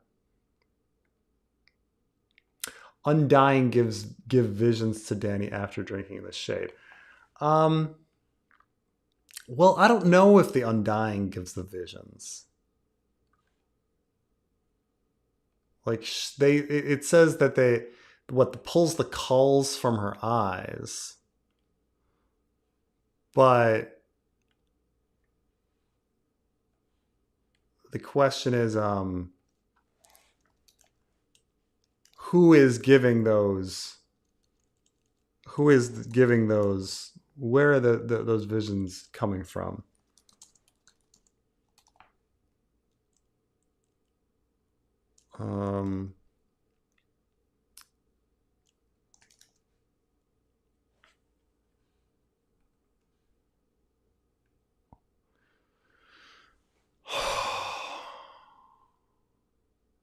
Well, I don't know. Let me bring it up just because it's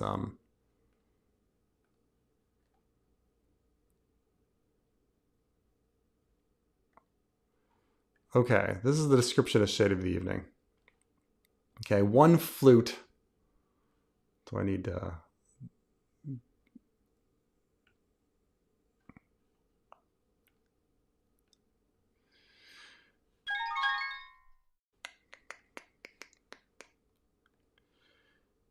Hello. Hey. How are you doing? I've got Trey here. Let's give you a new count. I got to give you a box here. Oh, what's been going on? You. I will.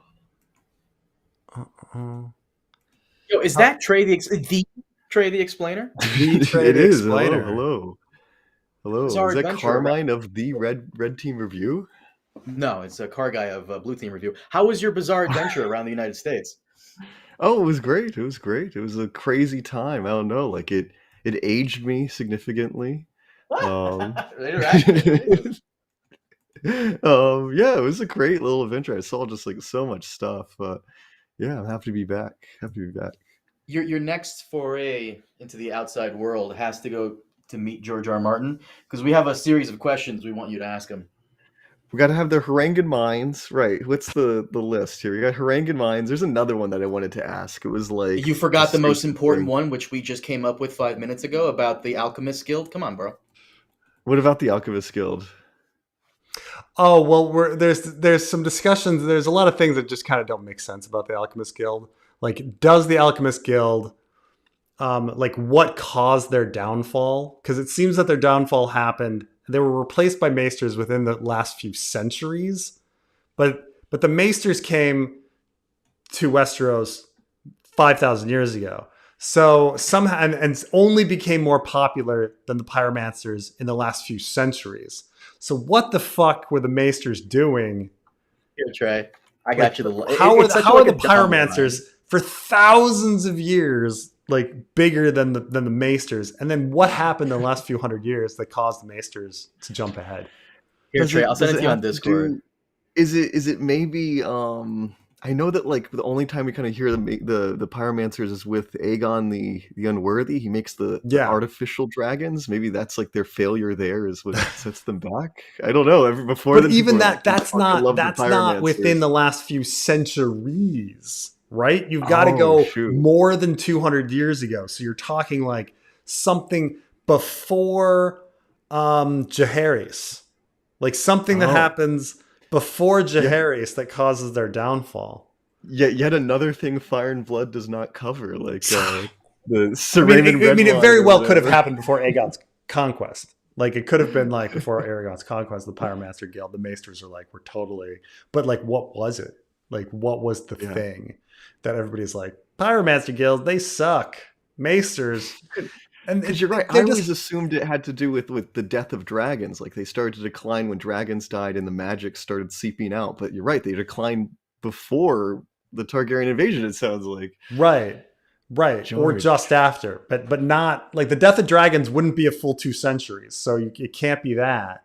Because he says the recent centuries. Yeah, in recent centuries, the Maesters of the Citadel had supplanted the Alchemists. That's weird. Centuries, not even like Had they said like over the millennia they replaced them, I would have been like, oh, that makes sense. But no, it's within like 5,000 years. Like the Long Night show should have shown like instead of like a Maester, they call for a Pyromancer to like we need the Pyromancer to send out the Raven. I also don't understand because the crossover and expertise is none.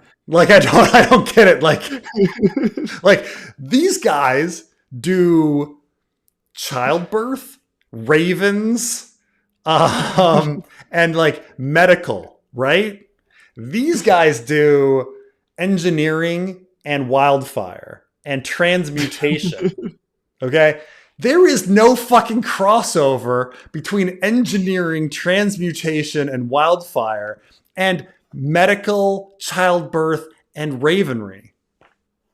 Well, hold on. I think I know why now, because Trey would know more about this.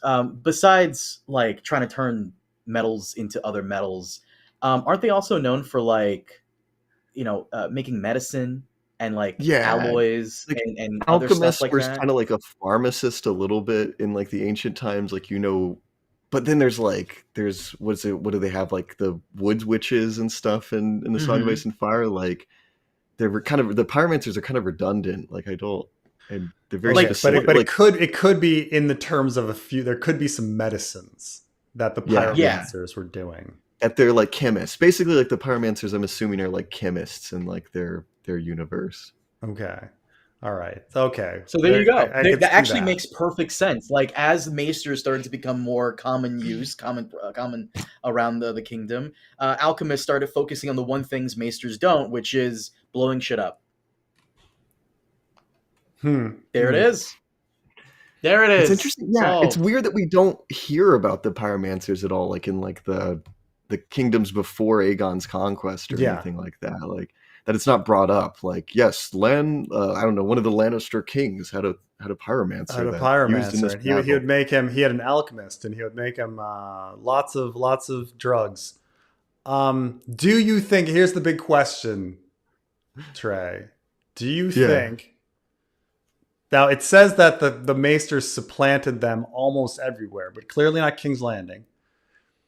Do you think there is a pyromancer guild in Old Town?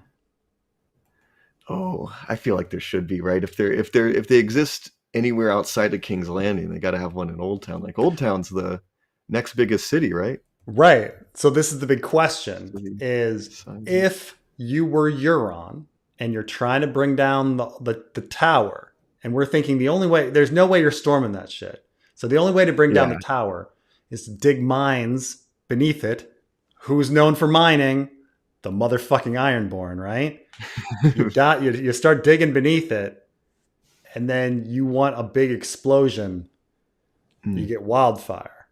But where are you going to get wildfire? They're not in King's Landing. They could capture some pyromancers from Old Town, use them in the mines, explode underneath the high tower, cause the high tower to fall down.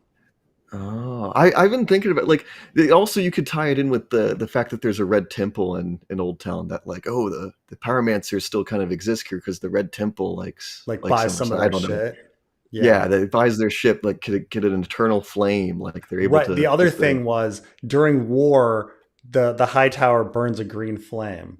And I understand that green flames are actually pretty easy to create because you can just throw some fucking copper on, but like It could be that it's green flame because it's wildfire. That's probably, yeah. I think that's the idea, yeah, with the high tower. I've been thinking about the high towers, like, because it's gonna might collapse and stuff. Like the high tower, I envision it like, you ever see like Philadelphia City Hall? Yeah. Yeah, that's like for the longest time, that was like the tallest I think it still is. It still is like the tallest freestanding masonry building in the world. Where there's like no concrete or anything in it. It's just blocks stacked on top of each other. So I kind of assume that's like the high tower. Yeah, because and I mean, it's an interesting look to it because here, I'll bring up Philadelphia City Hall, which is an impressive. It's a crazy building. It's impressive for like the 1800s, 1890s. But what I like about that is that the high tower is like 7 layers. It's a 7-layer dip. So you've got this like big wide base of refried beans, and then you kind of go up, and it's like sour cream, and like whatever. What cheese. What are you talking about? I just came back. What? Carmine's never paid attention to my jokes. I'm sorry. I'm like, what the fuck? Sour cream? What? What is that? You never had you never had fucking 7-layer dip? Yes. Well, how does this relate to Ice and Fire? Because the fucking high tower is 7 layers. The high tower. Oh, sure, whatever.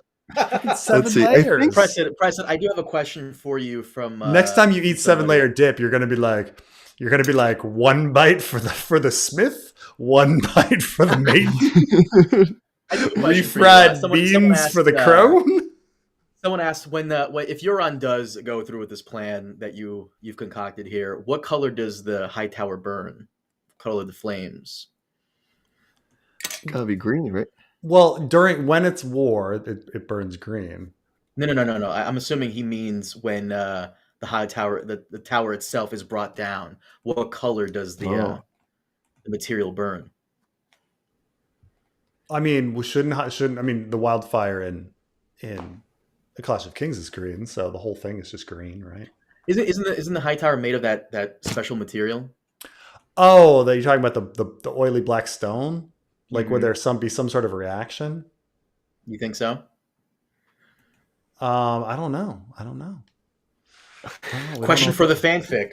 What is the oily black stone blowing it up? I mean, this is an interesting thing. I mean, I'm glad this has been brought up because I think if we're really talking about having the high tower fall down is pretty fucking epic to begin with, but like having a big wildfire explosion bringing it down, is pretty epic too. So, what happened with the lighthouse of Alexandria? Does it just the earthquake got that? Yeah, earthquake got that one. Yeah. Oh, okay, that's kind of boring. That's boring. Just have an earthquake. Oh, shoot. That's funny. Unrelated. I hopped on to ask a question about you read the recent Dany chapter, and it made me realize like the weird Dothraki romanticization. I'm trying to figure out if George had intended us to like the Dothraki. Like, I felt that too. Yeah, we're supposed to be on Dany's side and being like, oh, what a wonderful romantic little like culture. But it never like translated to me. And I was so happy when you wrote that, like, yeah, it never fucking worked for me either. Like, fuck them. like because just how it's handled in because Viserys is supposed to be like racist. Like, that's how the text is treating him, that he's like a ethnocentrist and he treats them like savages and stuff. And like Jorah's on Dany's side, like, yes, the Dothraki have a respectable culture and stuff. And like, I just like, and it's parallel to Jon with the wildlings, that the wildlings are treated like savages, and then you meet them and you're like, actually they're not really savages. I guess they have some savage customs, but like there's stuff that we do like. The problem is that we don't really get to know the personalities of any Dothraki.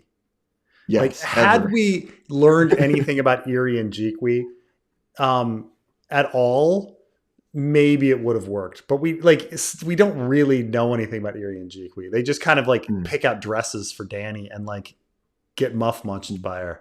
Like, that's it. Like, they don't They don't do anything. This isn't like the all of the personalities of Tormund and Ygritte and Mance and Rattleshirt and Orell and like all these different people that you meet along the way, Viramir and stuff. You just can't say that about the Dothraki. Yeah. Like because all the Dothraki we meet are like violent and like, or like they're like I don't know, because Irri and Jiqui, like they like are talking about like the slave fights, and they're like yes, he will win, and he will cut out his heart and stuff like that, and you're like like are all Dothraki the same? Like I don't know, it's weird. Yeah, we learn. It's too bad because once she learns the language, we could have had. You know what? The problem is that George was trying to introduce the character of Jorah at the same time, but Jorah is sitting there being like, "Oh, what beautiful! Look at this beautiful rainbow grass, and there's this type of grass here, and this type of grass here, and the grass near Ashai is fucking ghost grass." And like, shut the fuck up, Jorah. But had that been, I hate Jorah, but like had that been random Dothraki Todd. Like I think or her fucking blood riders. Like it needed to be her blood riders. It needed to be Ricaro and Romo and stuff who have nothing to do. They say nothing. Right. Like have him explain like the relationship between Dothraki and the horse, and like how they feel about the grass and how they feel about their gods and stuff like that. Instead, it's like she's impressed by some fucking grass colors and and riding horses. And I mean, it's like we're more on Viserys' side. She's sitting there eating hearts. Like it's slavers and heart eating, and then pouring gold on top of people, and then like dragging people to their death. And I mean, I guess in the end, Dany's crazy. So like, according to the show, so you're supposed to never like them, but it's so weird.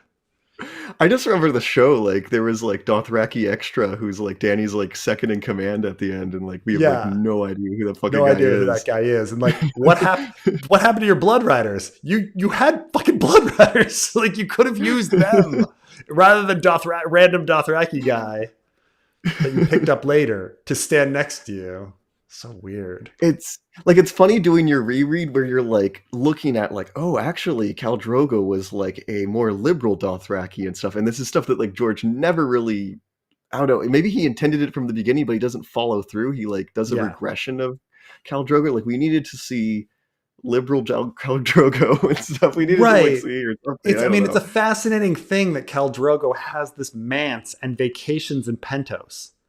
Like, that's really fucking weird, man. Like, tell me about that story. And dresses in silks and stuff. And he dresses in silks, and he has his own manse and vacations in Pentos. And then, like, but also does not speak a fucking word of Valyrian. He needed to be like Mance. He needed to be like a bridge between the two worlds, like, I don't know. Or somebody. There needed to be somebody that, like, you're right that we needed what we had with the wildlings, where we got to see like the whole nuances of like there's bad wildlings and there's good wildlings, and there's ones that like want peace and ones that don't. Like there's like the Weeper, and then there's Tormund and stuff. Like, we needed that. Man, oh man. Yeah, I mean, I suppose there was room. Game of Thrones was a short book. He had plenty of time. He had plenty of time. Could have put it in. I mean, that Catelyn chapter of her climbing the fucking Eyrie, like, had he spent that on like Dothraki characterization. Well, it's funny that like we have the Dothrakis like in her Khalasar for all the books, all of them, and like we don't know any of them really. Like that's crazy to me. No, because we spent all this time like building Jorah as a character, and then Zaro as a character, and then Barristan, and it's just, but the Dothraki are never really developed, even though they're there the whole time. Are fucking blood riders. These people that are supposed to be extensions of herself, that she's supposed to be suffered so much. Yeah. And yeah, they should be asking for. I like the joke that you said about what's his name, Dario. They share their wives or whatever. Like they should have done that with Dario. Been like, she's like like, there's okay, and then with, Ricaro comes in and it's like, I get to sleep with you, Dario. Can it be my turn? And there's Khaleesi. And Dario's like, yeah, sure, why not? Why not? And Dany's like, no, what? I guess Everything is shared with Dany blood riders. That'd be great. So anyway, the Undying giving visions to Dany after drinking the shade. I think it's ambiguous where the visions come from. It says that the calls of her eyes are taken off for the truce that will be presented, but we're not sure who's presenting them. It could very well be time traveling Bran. I always kind of saw them as being a big receptacle. But yeah. Why even have pyromancers? Say a group of maesters learned to make it and went rogue, forced to aid in planting it. Also called Bran 2 Hodor or Walder. Why even have pyromancers? I don't know. It's just George's choice. Like, why not just have it be done by the Maesters? You could totally do like a fanfic origin story for this by saying how originally they were all alchemists, and then some broke away to focus only on the fire aspect, kind of like the Jedi. You know, they were all Jedi in the beginning, and then some broke off and became the Sith. Something stupid like that. You could totally do something like that. And then they try to kill all the Maesters, but the Maesters are fucking everywhere. I thought I had something here with the Great Spring Sickness. It says pyromancers burn the dead of King's Landing. I thought because I know the spring sickness does go to Old Town. That's what I brought that up earlier. And Bloodraven was the one who was working with the pyromancers at the time. Is that what you see there? Yeah. Because I know that like Maester Aemon talks about the Great Spring Sickness, and he does talk about Old Town. Like there's a guy who's like demonized in Old Town. So it's. I mean, I think that's kind of weird because like, you're like, oh, I need these pyromancers. Like, do you? Like yeah, you just get like some peasants to burn them. Yeah, you don't need right. Like that high. we have wood. We have like it's sort of like, hey guys, you know. Imagine if you're doing that today. Like, oh man, we've got all these dead bodies, so many dead bodies. Can you fucking bring in some TNT to fucking blow them up? Like, what are you doing? Like, why are you bringing them in? I don't know. Maybe it's just like wildfire is like gasoline. We need gasoline for all these bodies. I guess. I don't know. I guess it's fine. But why even have... Sorry, it was the Grey Plague in Old Town. Sorry, I'm mixing it up. I was talking about the... Yeah. Maybe he wanted him incinerated really hard. Like he didn't think that an actual like fire would sterilize it enough. And he wanted something even hotter that would like fully sterilize the Grey Plague away. Okay. It does say that all the ships in the harbor were burned. I can like make an excuse that like they needed the fire to burn on water, so that's why they needed wildfire. Okay, I don't know, something like that, because they didn't want the ships to dock. Probably right. All right, I'll grant that's some good headcanon there that they needed to burn the ships in port to deal with it, because otherwise you have to like somehow get those ships on land and then But yeah. But I don't know. Bran 2 with Hodor, I don't know. Or Walder. There's a lot of the naming convention. I get it. I mean, but Bran's already been Hodor a bunch, and you know, I have a reason for why we're doing it with Sam, but which is going to get fun later on, but. I don't know. We'll see. Can we get a stream of you playing Baby Steps? What's Baby Steps? Is that a game? I don't know. Baby Steps is Baby Steps. So it looks like a video game. Let's see. Okay, this is a monster or something. What is this? Hiking game? Oh, it is a video game. It's on Steam. Shrouded by Mist, one step at a time. You go to a mountain. Physics-based gameplay. Huh. Okay. It's fairly new.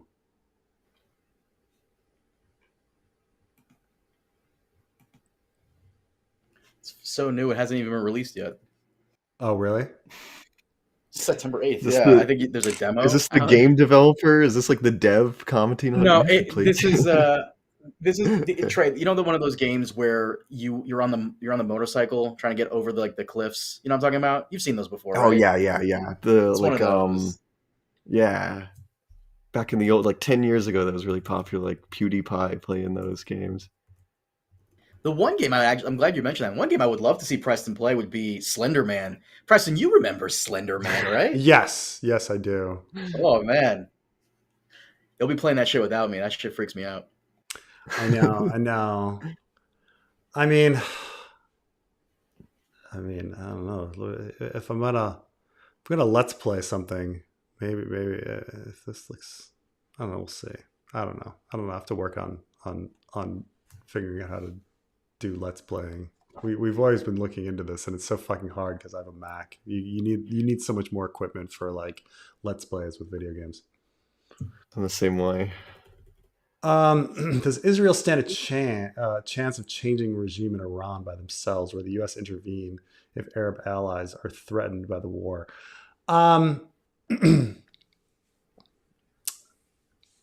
I do not think they have much chance of regime change, and even if they did like kill the leader, I don't think you'd have much. You just have a new kind of similar leader come in. This idea that somehow that Netanyahu would induce like a democratic revolution in Iran, no, no one is good. Like, first of all, like everyone freaking hates Netanyahu. Like no one is going to be like emboldened and encouraged by Netanyahu to do anything like great. Like, you know, like why would anyone do that? You know, it's not like the average person in Iran also is angry about Gaza. You know, there's no way they'd suddenly be like, oh, thank goodness Netanyahu bombed the hell out of our religious leaders and so that we could have regime change. No. And even if the regime change did happen, it's not like they're going to be suddenly pro-Israel or anything like that, or pro-American. I mean, the regime change that happened in Syria, for example, like it's not like they're particularly pro-American or pro-Israel. Like they're just a new regime. Sure, you just have chaos or something. Yeah, or there'd be chaos, you know. It's like thinking like the CIA in like the 60s or something. If we assassinate this dictator in such country, they'll like America. They'll become democratic. It's kind of this idea, but it's just like this idea of like it seems as reckless as like Boggle. Like you're like, if I shake it up again, maybe I'll get a good word. You know? Yeah. Well, I don't have any fucking good words here. Good words yet, you know? Like, but I don't know. I think there's just as much chance that you'll get somebody worse by shaking things up. What happens when you know who believes the same thing you do? What's that? You know who believes the same thing you do? What you just said just now? What's that? Trump. Trump has the same idea. Apparently, Israel wanted to take out the Ayatollah, and Trump vetoed it. I mean, Trump is has always kind of like he doesn't want to get blamed for conflicts, so he does. He somehow does think like in this abstract sense. He's like, I'm for peace, but you're like, well, you don't like everybody's for peace, you know. But like you have to like, you know, sometimes one side is right. You know, you can't just like have peace. Like with Ukraine, like, oh, all Ukraine has to do is like give up a third of its territory and there's peace. You're like, well, is that worth it? You know. In Israel and Gaza and the West Bank, all the Palestinians have to do is just be completely submissive, like, and then there's peace, and let everybody steal their land, like all that, you know. It's a simplistic. Trump has an idea. Trump is pro peace, but it's a very simplistic idea of peace, where it's just like, as long as it glorifies him, and happens, he's for it. But yeah, he did specifically, according to the news stories, he did specifically tell Israel not to do it. Even though afterwards he said, great, it was a great, excellent move. So who knows what his beliefs are. But I think he didn't want his like birthday parade ruined. And it did steal the thunder of his fucking birthday parade. So, which turned out to be boring and a big flop anyway. But this idea of like, but also like, let's stand back and be like, okay, do I think any move by anyone, doesn't matter if it's Netanyahu or Trump, or it could be a genius, it could be a fucking, you know, you could bring in the smartest freaking think tank with the most genius people in the world on how to handle Middle East relationships. It doesn't matter. Do I think any action like that is likely to lead to break out in positive Middle Eastern peace? I mean, this is this fucking story of our lives, like, and our parents' lives, like, and like, there's been chaos. There's been chaos in the Middle East for generations. It's not going to be fucking fixed. It's not getting fucking fixed. Okay. No fucking like move is just going to fix it all.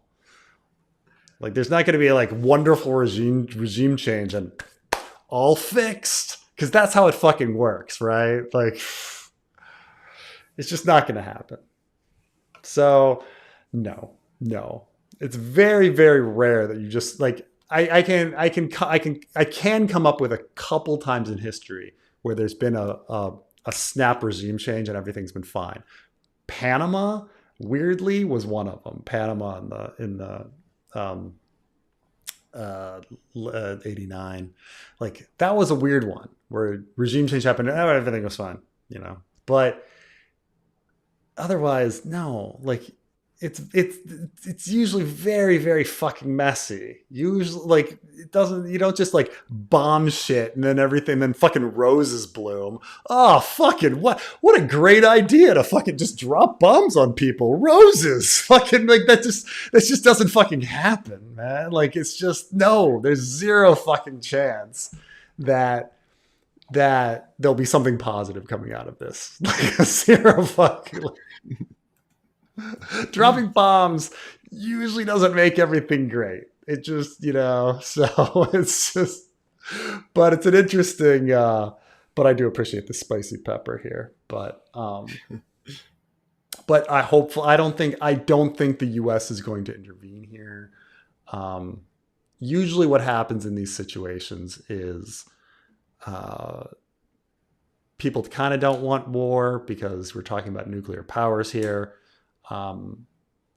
One side strikes and then the other side strikes back in order to feel like to show some sort of support, to show like a force of strength, to not look like they're wimps. And then, you know, they settle things down because they're like, okay, enough destruction, enough people died, we can move on. But it'll probably be something like that. Like, Israel get a few more rockets launched in, and then maybe it'll cool down until the next time Netanyahu needs people to rally around the flag for him. But yeah, that's about it. But man, bombs making things better? Nah. Dany also sacrifices herself. Oh, this is back with the pyre. Oh yeah. Yeah, I guess you're right that she does, but of course she doesn't eventually give herself, does she? Targs give up fertility rate for dragons. Yeah, I think so. This is back with the discussion of bottleneck fertility. Yeah, I mean, the Targaryens don't have many kids, and what we hear specifically about Rhaela having trouble having kids. Like, she has Viserys, Rhaegar, and Dany, but this is like she has a bunch of miscarriages and a bunch of stillbirths, and so they were trying to pop out as many kids as possible, and they were capable of getting 3. So it's that's what happens when you inbreed. Can't have so many kids. I read an interesting article about, because somebody there was a question on Carmine traded. You guys ever have hamsters growing up? I did not. I know I have friends that had hamsters. What about hamsters? Hamsters. It's if you want to teach children about the horrors of the natural world, it's fucking hamsters, man. If you want to teach people about if you want kids to learn about incest and cannibalism at an early age, hamsters are the pet for them. So yeah, you essentially get hamsters, and all they do is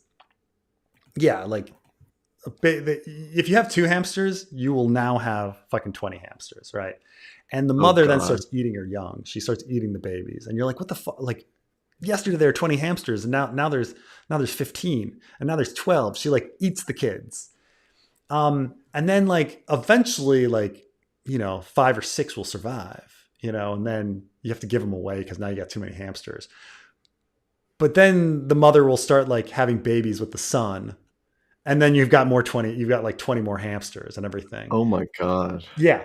So, well, there's this question of that I read an article about, how come it seems like incest works with rats and hamsters, but doesn't work with human beings? Why is it that human beings have problems when you start doing incest? And the answer is, no, the rate of birth defect and everything is just as great. And the reason the mother is eating the children is those are the deformed and defective ones. And she just eats them because she's like, why not? Protein.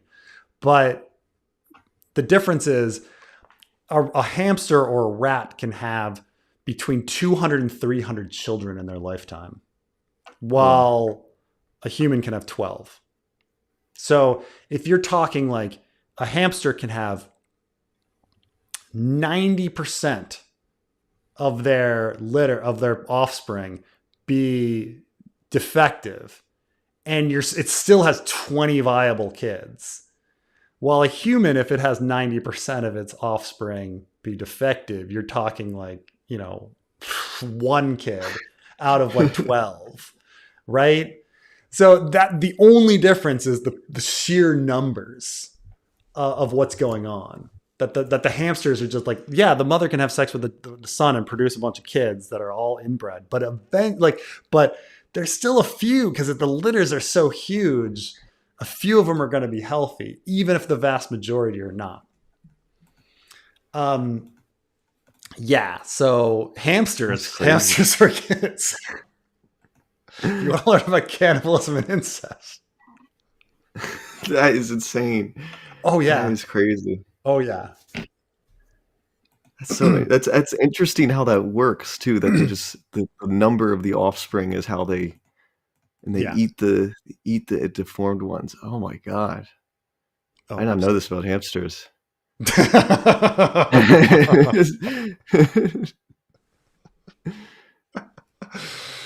Yeah, I mean, they're cute. Hamsters are cute. It's much worse than Game of Thrones. So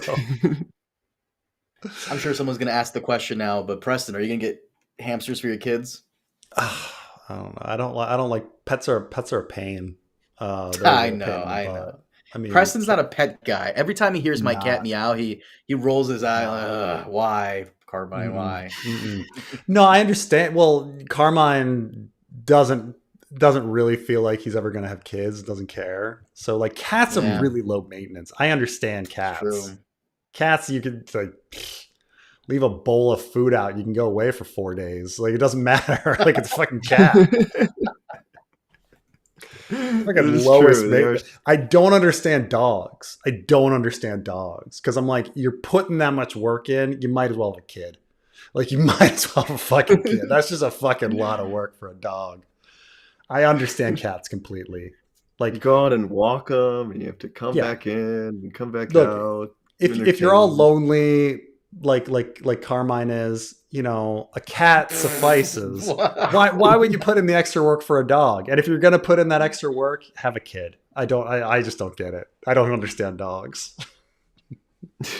You're just not a pet guy in general. You don't like cats. You don't like dogs. I fucking love them. They're cute. I fucking love them. I just don't want to put in the fucking work. You just do not want to put in the work. But yes, Targaryens giving up fertility rate for dragons. Yes, that's the sacrifice there. The incest has massive repercussions, and yes, it's all for the dragons. They're trying to get the right the double X's, the genetic the genetic purity in order to get those recessive genes showing up. What episode do you think Game of Thrones jumped the shark? Do you think there was a single episode that jumped the shark? Or do you think it was just like a very slow... It was like it was creeping, I feel like. Because some would argue that, like, even as early as season 2 with Talisa, that you have the cracks. That season 2 is still great, but you have cracks because you got Talisa. And Talisa makes no sense, right? Why is this girl from Volantis on the middle of a battlefield giving sass to kings? Like, you know, it's just that's pretty silly, you know. Like, thinking like something that jumps the shark. Gosh, like I'm thinking of like Arya getting stabbed in the stomach and running around and doing ninja stuff. Yeah, that's a full on like your head just breaks kind of episode. What episode was that? Because I know that episode was listed on like the best episodes of Game of Thrones thing that you guys read, and I think it's like the rest of the episode is pretty good or whatever, and then you hear that's in that episode, you're like, oh god, that was in that episode. So believe it or not, Preston, we actually did a podcast on this. Yes. In 2020, August 14, 2020. It's on my channel. It's called When Did It Start Getting So Bad? And it's on my thumbnail, there's an actual fucking shark on there.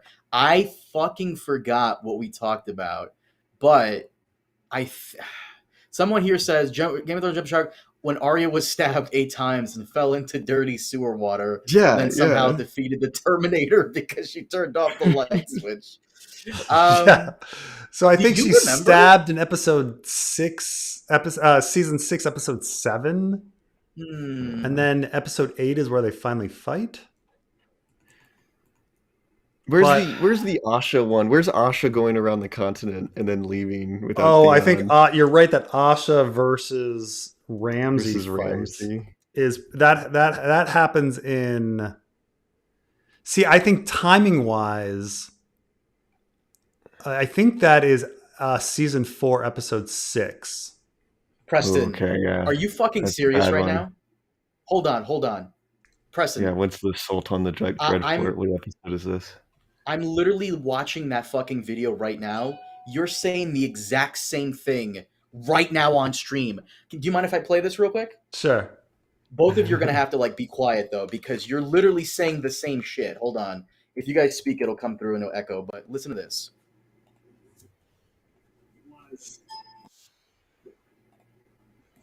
Can you hear it? No.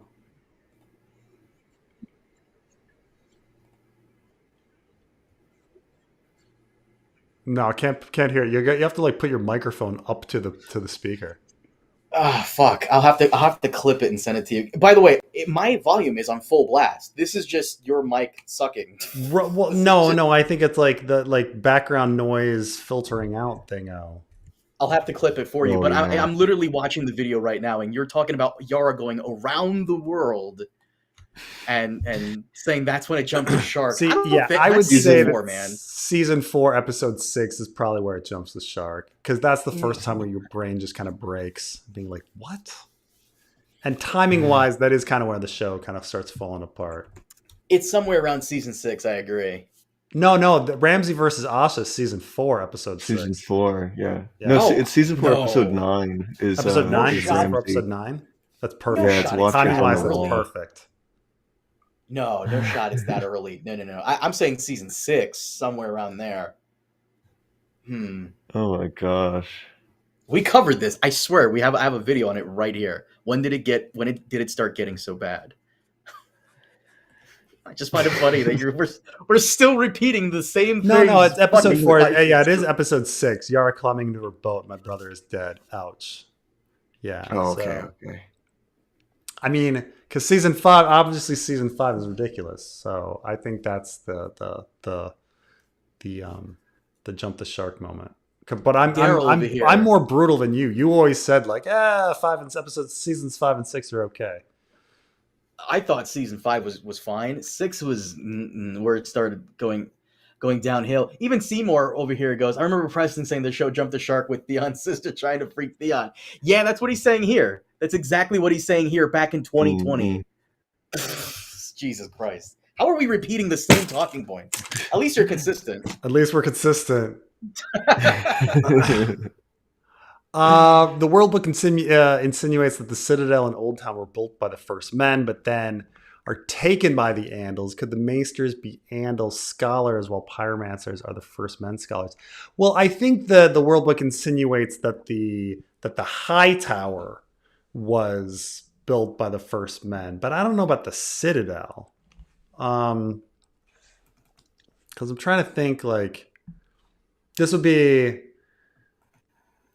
So George writes about this originally in the long prologue. The long prologue is a previous version of the prologue for A Feast for Crows.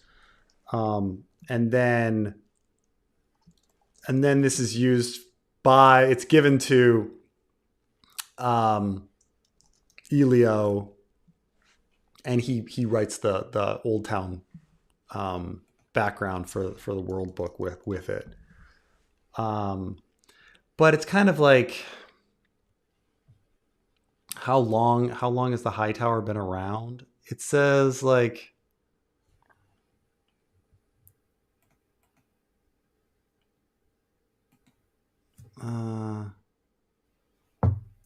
halfway. Yeah, I mean, it just kind of says that the Lord stepped halfway up the High Tower, because he says it like looks like, there we go. The base of the High Tower was a colossal square and a beacon of fused black stone and walls 50 feet thick and 100 feet high. Marwan the Mage claimed that it was the remains of an ancient Valyrian fortress. Archmaester Periston said the giants had raised it. The small folk named Bran the Builder. A second keep sat atop the first, its gray granite walls supported by the massive buttresses. A third tier was the same and smaller still. A fourth was the Lord's Sept, a 7-sided temple of green marble. So you at least know that the fourth level is built by the Andals, with windows of leaded glass. The upper tiers were cylindrical. Atop them all, 800 feet above the river, blazed the iron beacon that gilded seafarers up whispering sound. So, I mean, I think just the original like Battle Island and stuff, and the High Tower might have been ancient, the first 3 levels, but I don't think the Citadel itself was made by the first men or anything like that. But maybe there's some pyromancer stuff. I mean, this is the thing, is we got to start talking. Yeah. Fuck. Now I'm really thinking that the Alchemist Guild is going to have like a big part to play. We got to bring more Alchemist Guild in here. Is what's his name still alive? Is the guy that Roy Dotrice plays? What's his name? Yeah. He's still around. We just Whoa. Preston said the name of his name earlier. Helene? Yeah. Lane, yeah. Yeah, he's there. He's still kicking, you know? Roy the Tree Saint, but you know. God. Because we were talking about Jesus fucking Christ, this really upsets me now. Because we were talking about like when it jumped to shark.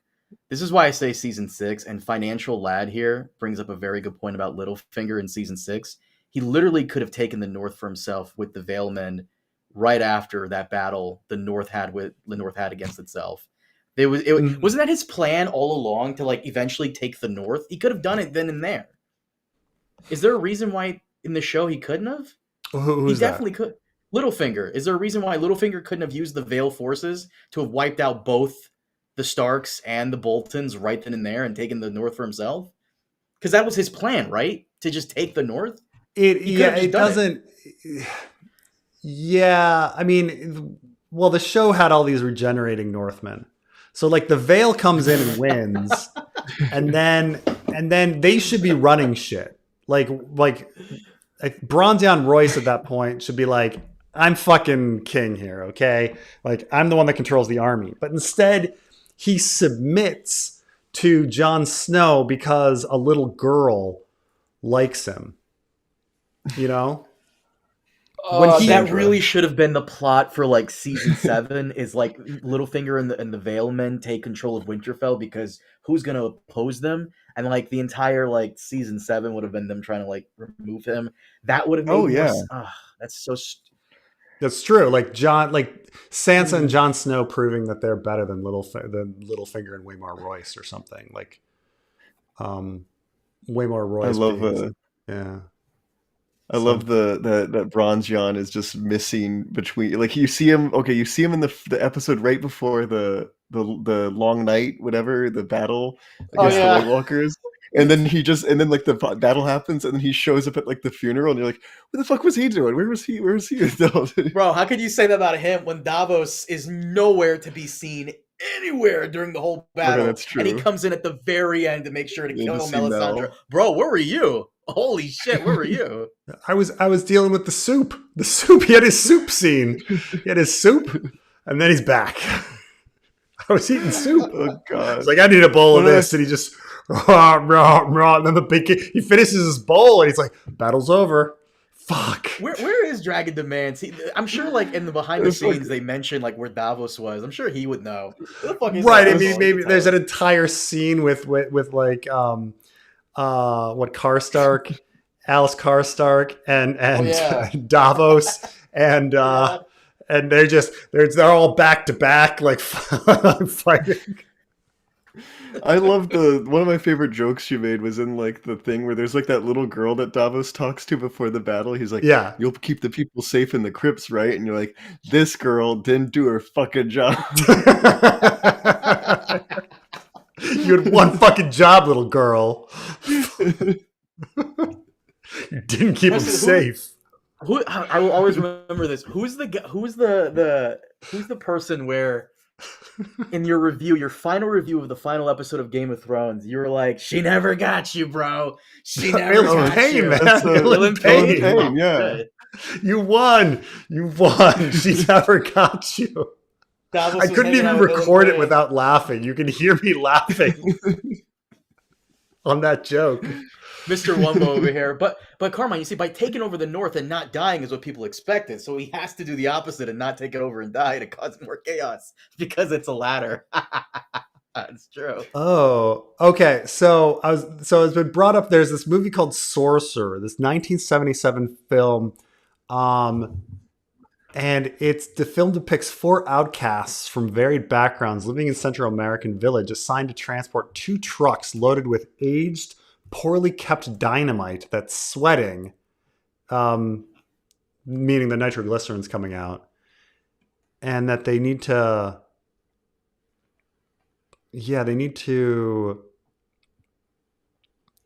get it out. Huh. This is weird. The film opens with a prologue consisting of 4 segments describing as vignettes. Nilo, he's from Veracruz. A group of Palestinian resistance fighters disguised as Jews cause an explosion near the Damascus Gate in Jerusalem, after which they take shelter of the hideout. What movie is this? What is this? This is an insane movie. It's called Sorcerer. Let me show you here. I thought it was like a fantasy movie. 1997. I thought it was called Swamarami, but that's that guy's name. 1997. It was received negative reviews. It was a box office bomb. And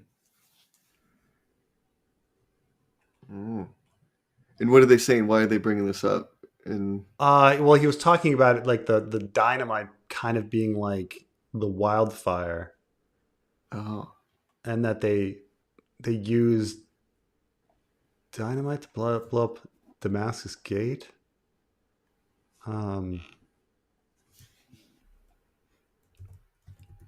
have to read the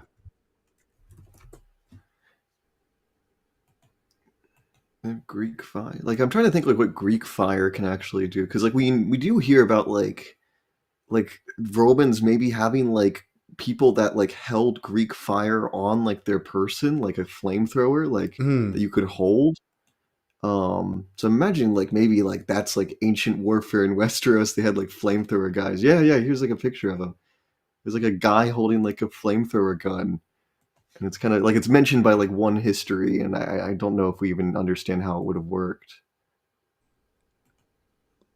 I don't know what Greek fire could do and what it couldn't do.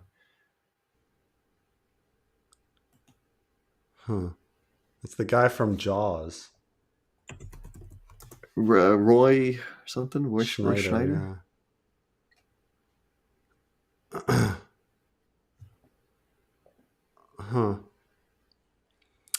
All right.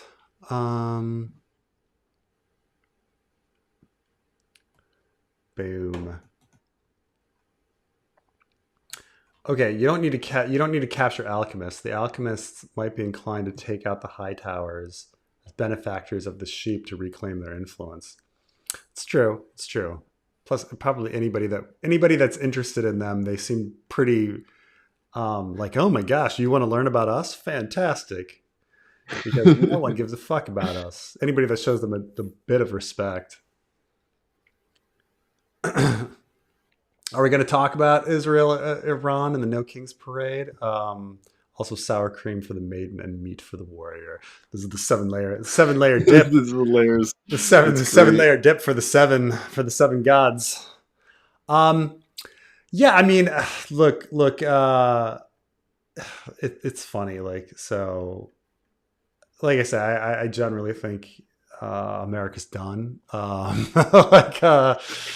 But you know, we got these glimmers of life every once in a while where you're like, oh well, we had some protests. You know, I'm glad you brought that up, because I'm a little disappointed in both you and Trey actually from a couple weeks ago. Because I jump on a I think we were about to do Berserk and the Boys a couple episodes back, and I jump on and you guys were talking about like the state of the country and how you both might want to move out.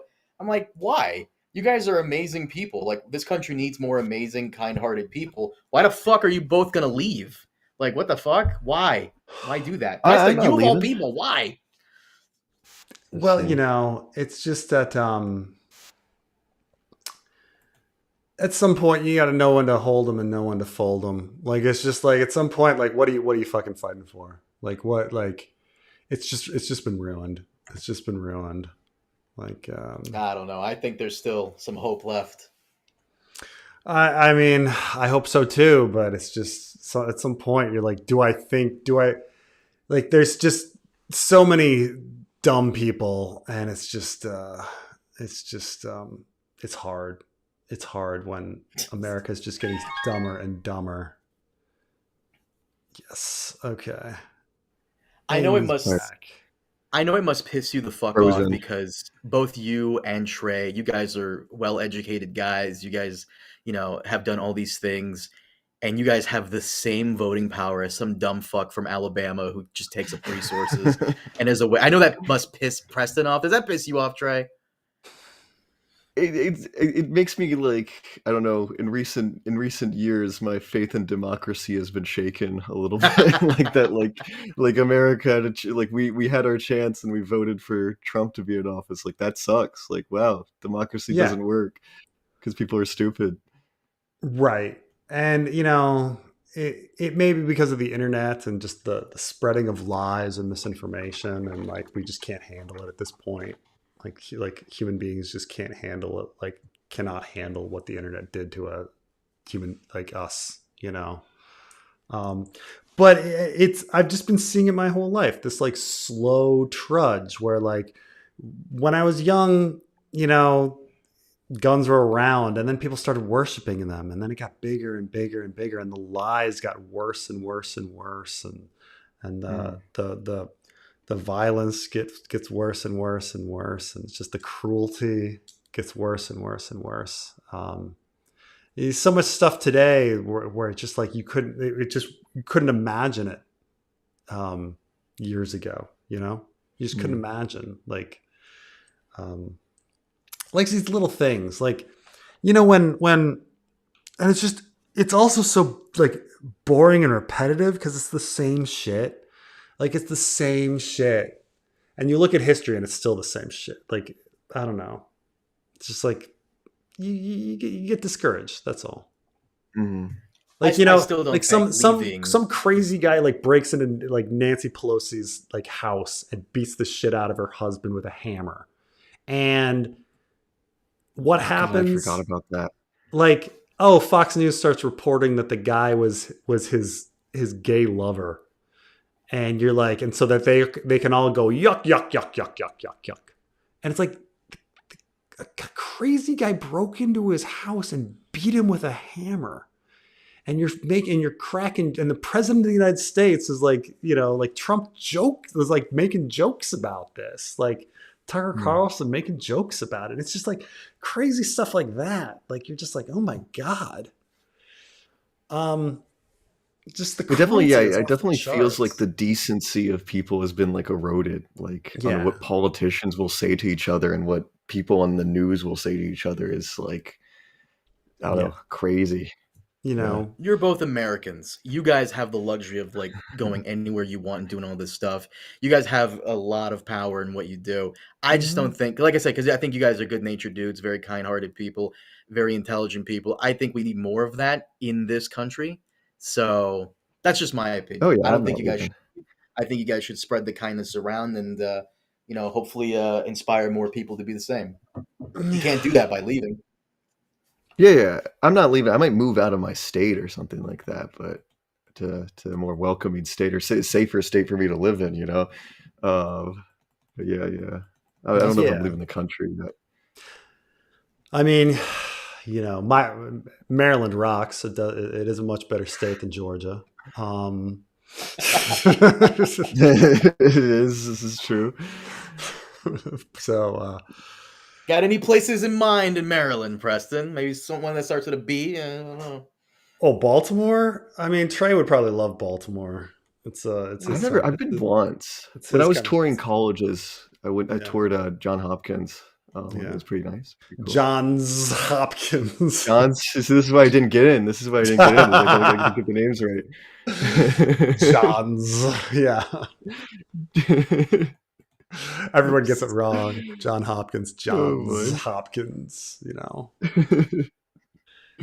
Yeah, it's just very discouraging. But it's like you have these fun days, but it's just like it's also just getting like angry at like.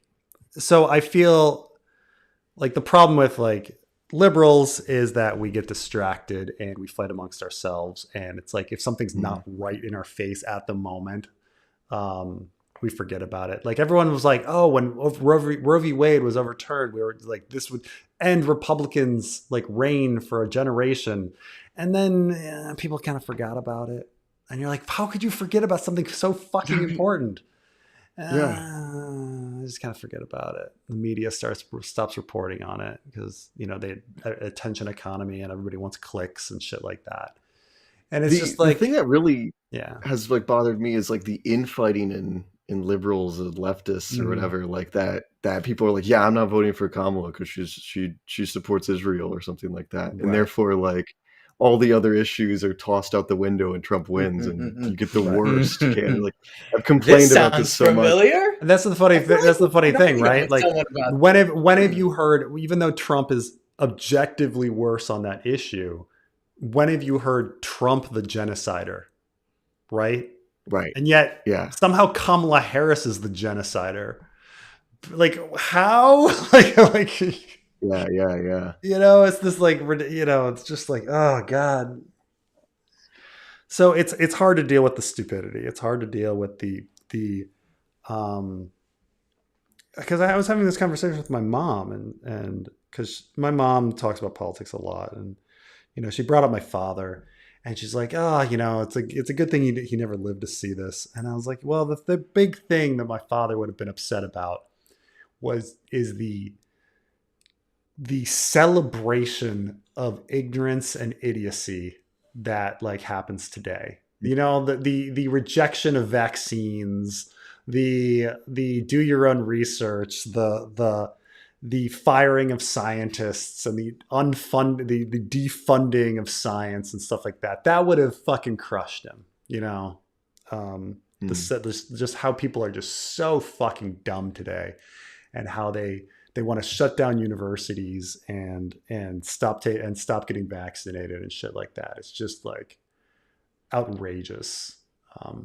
So that would have killed him. So he did. You know, that's a Chris Rock joke, right? What's that? You know, that's a Chris Rock joke. What you just said, the celebration of idiocy.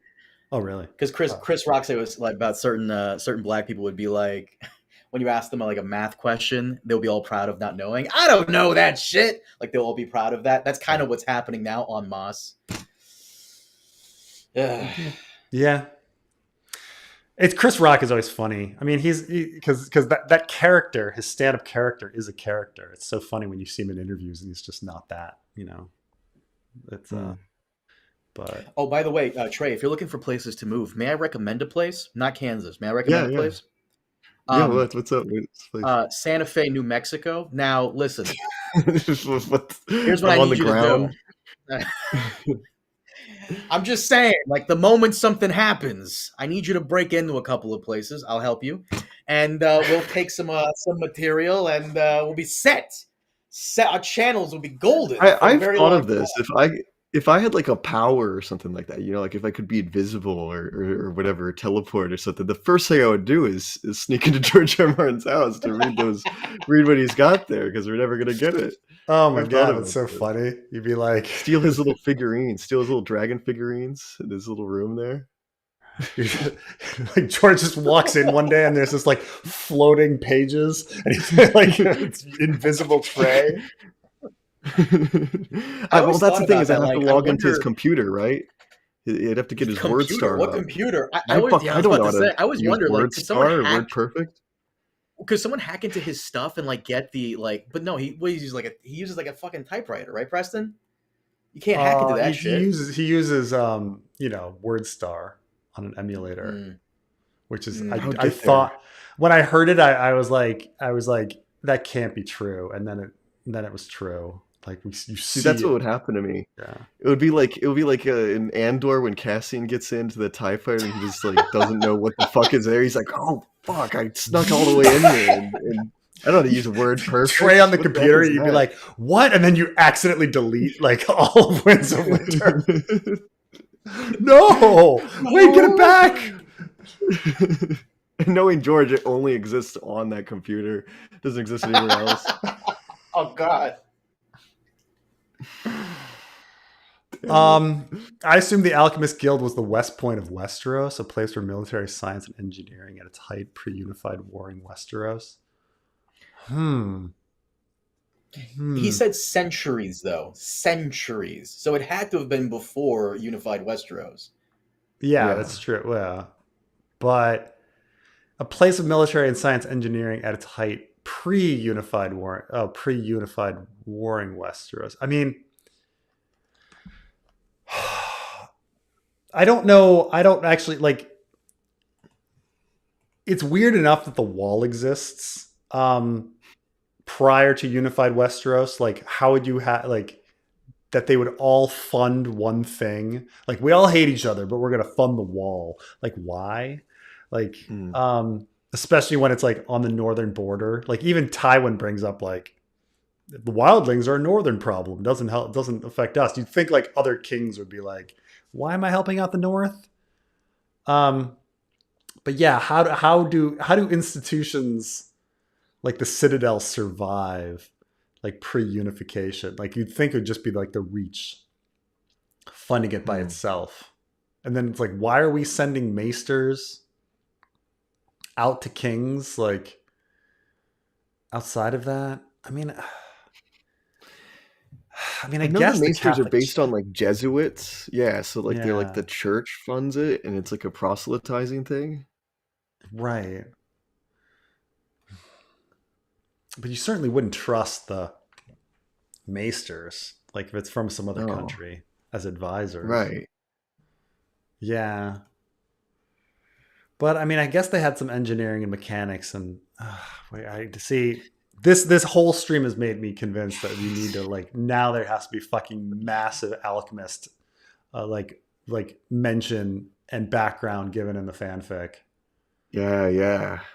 They used to have their own like citadel that's in like I don't know what's like an obscure Westeros town, Tumbleton. I don't know, something like that. Yeah. Oh, common misconception about cats. They need love just like everything else. Happy Father's Day, Preston.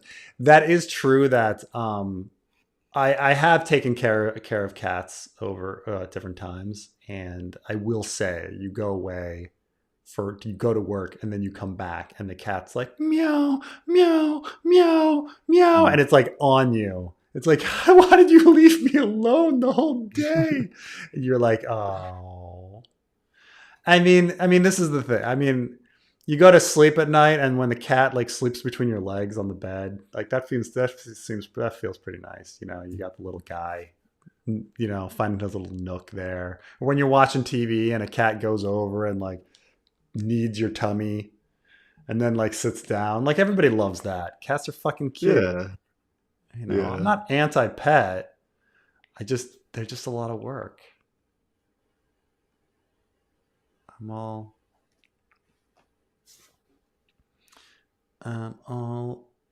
like, yeah. I'm all for like free pet love.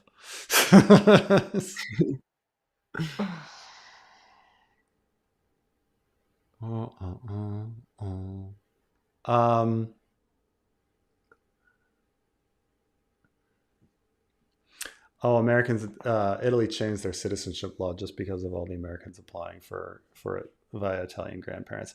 So I often say America has long been a conservative society with very liberal laws. You know, like our legal system has always been like more than the population can handle. But then like courts and cops and institutions and the government have to like, you know, convert the people, you know, like the South is like, we don't want integration. And you're like, tough. The courts ruled integration, you know, or like, you know, backwater places are like, we don't want abortion. And then Roe v. Wade was there, you know, and we don't want gay marriage. And the courts are like, gay marriage is the law of the land. Now it's getting to the point where people are like, well, we're going to change the fucking laws and we're going to roll it all fucking back. And it seems like it's all falling apart. Other countries, you sometimes see the reverse. Like a lot of Europe has actually very strict laws, but because the population is so liberal, they just don't follow their very strict laws. Like they'd be like, oh, well, according to our constitution, this is a Christian nation. And yet everyone's a fucking atheist, you know, like it's like weird things like that in Europe. Here in the Dominican Republic has very conservative laws, much more conservative than America. Abortion's illegal. They revoked their birthright citizenship. And not just that, they revoked it going back 100 fucking years. What? Yeah.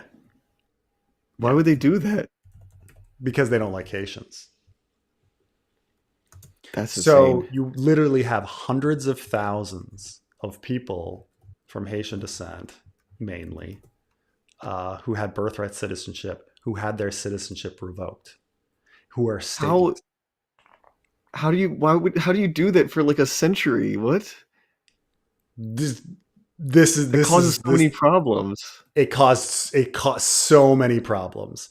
And so now they're trying to walk it back a little bit, saying that like, okay, do we have a process for naturalization now that you have to apply to? But now there's like all this bureaucracy that like the waiting to list to like try to process people is like 20 years.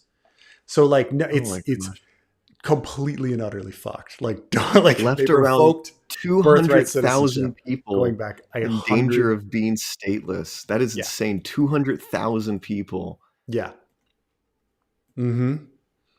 So like, people are like, oh, how they can't revoke birthright citizenship in America. Well, I'll tell you, they revoked birthright citizenship in the Dominican Republic, and it was fucking stupid and horrible. And 200,000 people are stateless now. Yeah.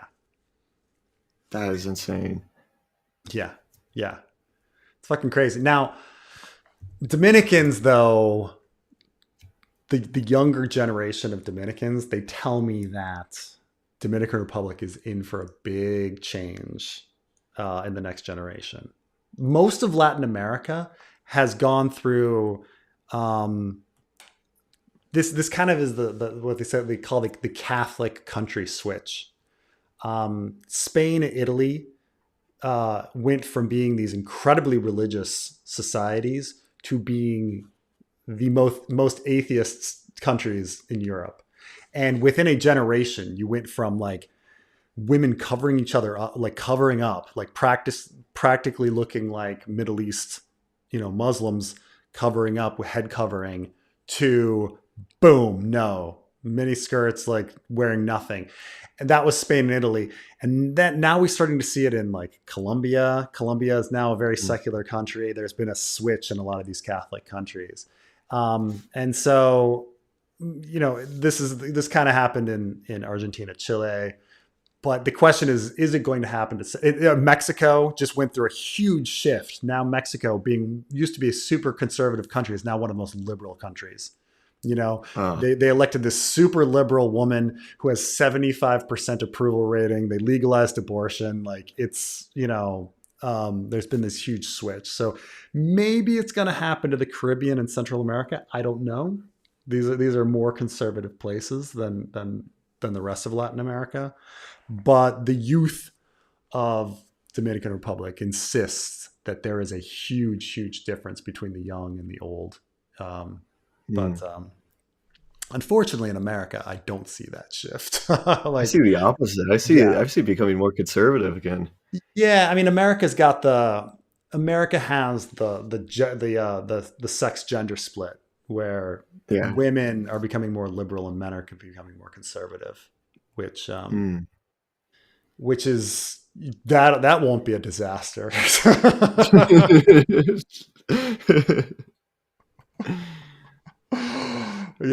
People are like, oh, but the male loneliness epidemic. You're like, why don't you try not being fucking assholes to women?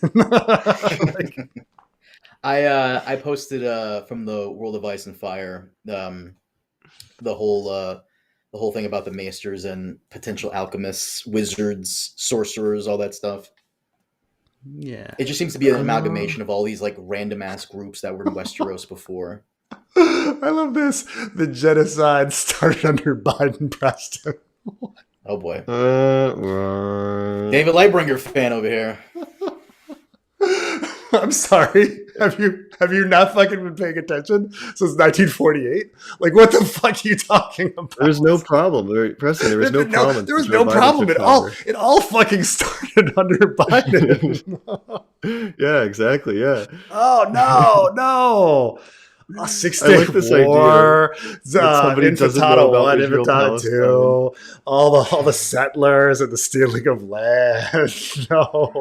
No, it all fucking started under Biden. The Fucking That is insane. That is insane right there. Even like I know, you can man. learn from This wild is cards. the fucking like hypocrisy.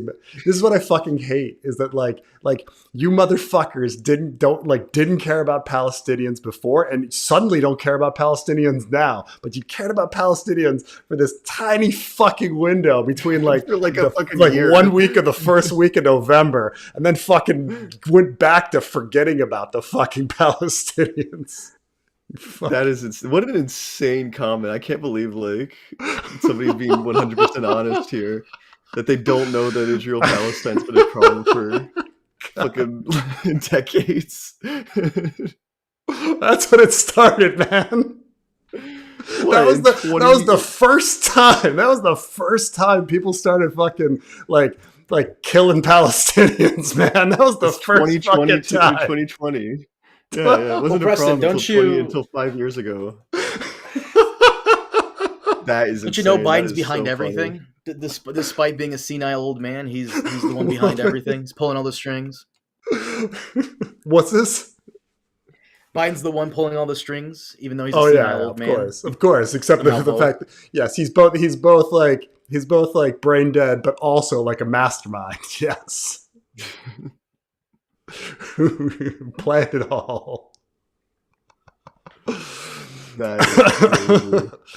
Our politics is everyone swearing they want to break kayfabe, but no one actually votes like that. It gets more like WW instead. I mean, it's true that I think a lot of people are now voting on teams, and they don't really think about these issues on a deep level. Like, I do wonder about this like new Jordan Peterson movement of being like, I'm culturally Christian, because like all of them are actually like these crazy right-wing grifters, you know, that like push the hatred of women online, you know, like Critical Drinker or whatever, the quartering. I would love to have like a conversation where I'm like, so have you accepted Jesus Christ as your Lord and Savior? Like, is that where you're at? Yeah. Because it's very simple from there. Like, if they say, like, yes, actually, I've accepted Jesus Christ as my Lord and Savior. Like, for that probably would scare off a lot of their audience. Like, oh my God, this guy's this weird religious crazy. But if he says no, then I'm like, my next question is, well, are you pro-choice? Because the only argument for being against abortion is religious. And then from there, it's like, well, like reproductive rights is practically synonymous with feminism. It is the the most important issue by far for women. You know, you can go to the National Organization of Women now, and it's the first thing. Boom! Like, these are the issues. Reproductive rights. Boom. So like when they make these statements like, oh, I'm so fucking sick of feminists, like, you're really saying you're against abortion, but like, are they connecting it in that sense? Like, are they Christians? Like, are they like, you know, religious zealots? Or have they not really thought about the issue? You know? Yeah. Instead, it's just like somehow they got on the conservative team and they're not really thinking about their beliefs and whether Trump. That actually corresponds. Yeah.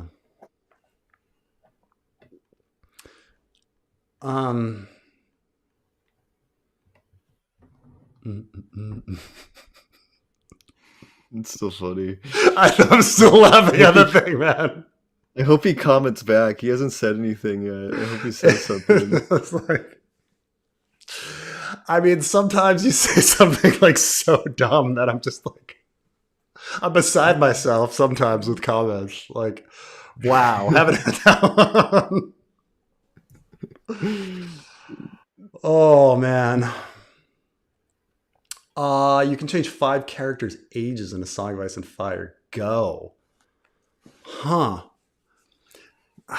See, the thing is, I kind of like the fact that the characters are young. Like, I like that. Yeah. I think it's interesting. I don't like the 5-year gap. I feel like the characters would be more boring at that point. I don't know. What do you think, Joe?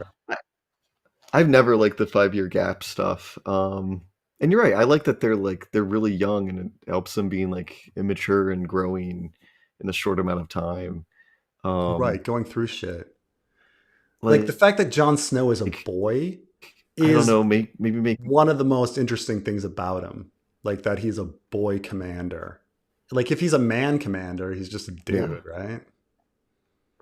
Yeah, but he's like an inexperienced boy that's like, and it helps his like decision for the Night's Watch and stuff, that he's like a teenager that's going through puberty, and only has to worry about being interested in sex when he wasn't interested before, like when he joined. Like, yeah, I don't know, that's really interesting. Yeah, and you know, all that plays in, like his idealism and like of youth and stuff like that plays into it, you know, and like Sansa doesn't work as like anything else than being this naive young girl. Like if she's older, she's no longer that. The same with Dany. A lot of the characters don't work if they're older. And like I like that Dany is like really like young, and she was forced into like a marriage really quickly, and then now that she's a widow, now she's interested in finding somebody that she's actually attracted to, like Dario and stuff. Like I like that she's like, she acts like a teenage girl who would like, I want somebody who's attractive. Drink or whatever, you know. I don't know if I'd change anybody. Would I change anybody's age? I don't know. I think it all makes the story very interesting. How like if I were to change, I would have changed like, how old is like Stannis? Is Stannis like 30 something? How old is Stannis in the books? He's 1 year younger than Robert, and Robert is like I think a couple years older than Ned. So Stannis is like 36. Or 34. This is the AI overbrew. Stannis is 34. That is so fucking funny. And I think Renly is like much younger. I think maybe Renly is 20 apparently, and according to this. Yeah, I think maybe I would have made Renly a little older. It seems weird that everyone would be like, Renly, 20 years old, dude, we all love you. Like he seems a little too Renly's young. younger than me. That's crazy. Stannis, I would make Stannis 40. I don't know, like I'd make it like kind of the show, like they had like Ned older and Catelyn older or something. I don't know. I think maybe Robb feels a little young. Maybe Robb should have been 1 year older, but maybe that would have. But that's about it. I'm trying to think of anybody else that really like needs an age change. You know. Hey PJ, almost done with the Dreams of Ghosts and Indians. My copy of the book has already traveled to Paris, Montpellier, Strasbourg, Istanbul, Leipzig, Ankara, Oslo.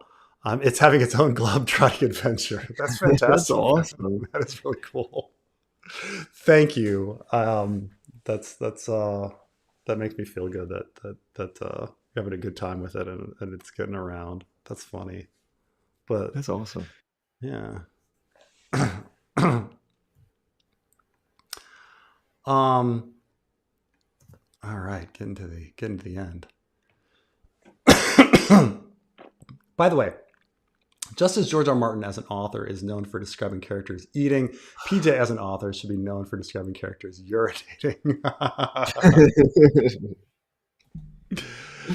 Yes, there is I think it's in the sample chapter that I gave, but yes, there's a scene where I guess you're right that there's a scene where both Key needs to go pee, but also like Josh starts peeing, and a hummingbird like comes near his penis because of it smells the urine. That is based on something that happened to me once. Actually, I once was camping, and I pulled out my penis and started peeing, and a hummingbird did like just fly over to my penis and started hovering there, and I was just like mesmerized, being like what? Because I'd actually never seen a hummingbird before, and it's just sitting there, and I'm like, what? And then I finish, and it just like flies away. And it was such like a weird moment in my life that I was just like, well, I'll throw that in there. But which is why like Josh has this like scene where the hummingbird like flies near his penis and flies near his urine stream, and yeah. So I integrated that all into the story. But that's awesome. Yeah. But as someone said, like how much, someone asked me last week or the week before, how much of a Dream of Ghosts and Indians is based on me. And it's like 75% like autobiographical. Oh, what is this? This is for me. What the? Oh, Trey, I need you to write a fanfic pre-unified Westeros based on the ancient Greek city-states with your expertise. Trey, that would be great. This, I do know. This person probably watched that podcast we did where we talk about Blood Moon, and you were talking about how they took, based off the leaked images, they took a lot of inspiration from Bronze Age. Bronze Age stuff. Yeah. Mm-hmm. Yeah, that'd be cool. It'd be cool to see Westeros pre-conquest, because you're right. It probably should be like Greek city-states where everything, and it'd be cool. And you have like the wars and stuff. I don't know. The shape of Westeros is weird. Is the problem? Yeah, it's true. I mean, there's geographically, there's always some things that like bother me about Westeros, like why like Salt Pans is not a huge major city when it's on like the mouth of this enormous river, stuff like that. Yeah. For me, how come they haven't made a canal or even just like a system of like transporting ships over land across the neck? Yeah. There's the Isthmus of Corinth was basically like there were plans to build a canal for like long time, but instead they had like a primitive rail system where like they would literally get the ships on like rails and then like roll them across the narrow land strip. And I feel like Westeros should have something like that. Right. And anything like it doesn't make any sense that Sunspear is not a naval power. Like, oh yeah. Like there should be like daily ships just being like ferrying stuff over like constantly. Because the continent's the size of South America, right? It's giant. Yeah. And people are just willing to go completely around it. Like, fine. Like, yeah, why is Old Town a major port? There's no reason Old Town should be that big. Sunspear should be the major port. 67 borders is too complicated. Why so many borders? I mean, the Palestinian issue has always been about the people. Like it's always been about like, a lot of people, some people will say like, man, things would be a lot more simple if when the war between Israel and Egypt ended, if they just like had Egypt keep Gaza. And, what the issue is, well, Gaza's filled with Palestinians. Like they didn't want that many Palestinians. Like there's always these issues. It's always the borders are complicated because the people are within these little borders. And now the borders are even more complicated because they're like carving out areas where there's not that many people and taking land and putting settlers in and everything. But the borders are always about the people here. But yeah. But yeah, it's silly. It's I mean, the closest thing we have to a workable solution is the two-state solution with the Oslo Alliance, but it doesn't sound like anybody is close to wanting that, even though that's the best solution anybody has. Wait. As a pro-choice man, I don't think religion is the only viable anti-abortion angle. I can't come up with any others. I mean, the idea, right, is that if you're going to believe that something is a life, you have to believe it has like a soul at a certain time, and there's no reason to choose like conception, for example, as a point or anything else like as a definitive point with unless you believe that like a soul has come in at some point. Because if you're really talking about like human consciousness doesn't even like get fully developed or properly developed until like well after you're born. Like you're not even like fully really a person until you're like 3 or 4 years old. So I can't come up with it. I've never met anyone. I've never met someone that was against abortion who was an atheist. I'll tell you that. And I've been having these conversations for 48 years. It's always a religious argument. It's always the belief that there's some sort of soul that is getting zapped in at some point. I could come up with an anti-abortion angle if it were like Children of Men, and there was like, you know, like, but we're not in that situation, you know, like there's no legitimate crisis, like need for society at this point. I think this comes up in Battlestar Galactica, because there's only 50,000 people yet. They actually do end up banning abortion. They allow this one last one, and then they stop it or something. But yeah, there's just no. It's the anti-abortion argument is purely based on the idea of like souls defining what a person is at a certain point, and that's it. Like, when you talk to people, they'll have like a circular reasoning about it, but that's when it starts, you know, like what starts, you know. But yeah, no, it's absolutely, the anti-abortion movement is completely religious, completely and utterly religious. Kayfabe is the name for pretending stuff in pro wrestling is real. Oh, okay. Some say Kanye broke kayfabe in gangster rap, and MAGA is especially kayfabe. Okay. Yeah, I mean, there's just a lot of like with the right wing, like they all know something is not true, but they all just say it's true. As like, I once was in like, once on Facebook, there was this like, this asshole who was a friend of a friend who was like posting. And he like literally sent a message to somebody like threatening him that he'd show up at his house, and the guy was like fucking flipped out. And later I was like, dude, like, why are you part of this conversation? You're like threatening people. And he's like, prove it. And I was like, I was fucking there. I don't need to like prove it to you. He's like, show me the screen cap. And I'm like, I don't need to show you the screen cap. Like, I saw you threatening this person. Like, what are you fucking talking about? It's just like these weird ideas of like, well, I'm just going to pretend that like that didn't happen. And for this argument, even though like it was very clear to everybody, like you knew that that you threatened this violence, but there's a lot of this weird shit with the right wingers, like accusing everybody of being a pedophile and accusing everybody of being gay. Like, why? Like, it's okay. Oh, I've been on for a while. I need to head to bed. Yeah. So we'll get to the very end. Best sparkling water flavor. Why is it lime? Sparkling water all fucking tastes the same, man. You get fucking LaCroix. There's like 50 flavors, and they're all the fucking same. It doesn't matter if it's pomegranate or it's lime. They all taste the same, man. And I drink a lot of fucking sparkling water.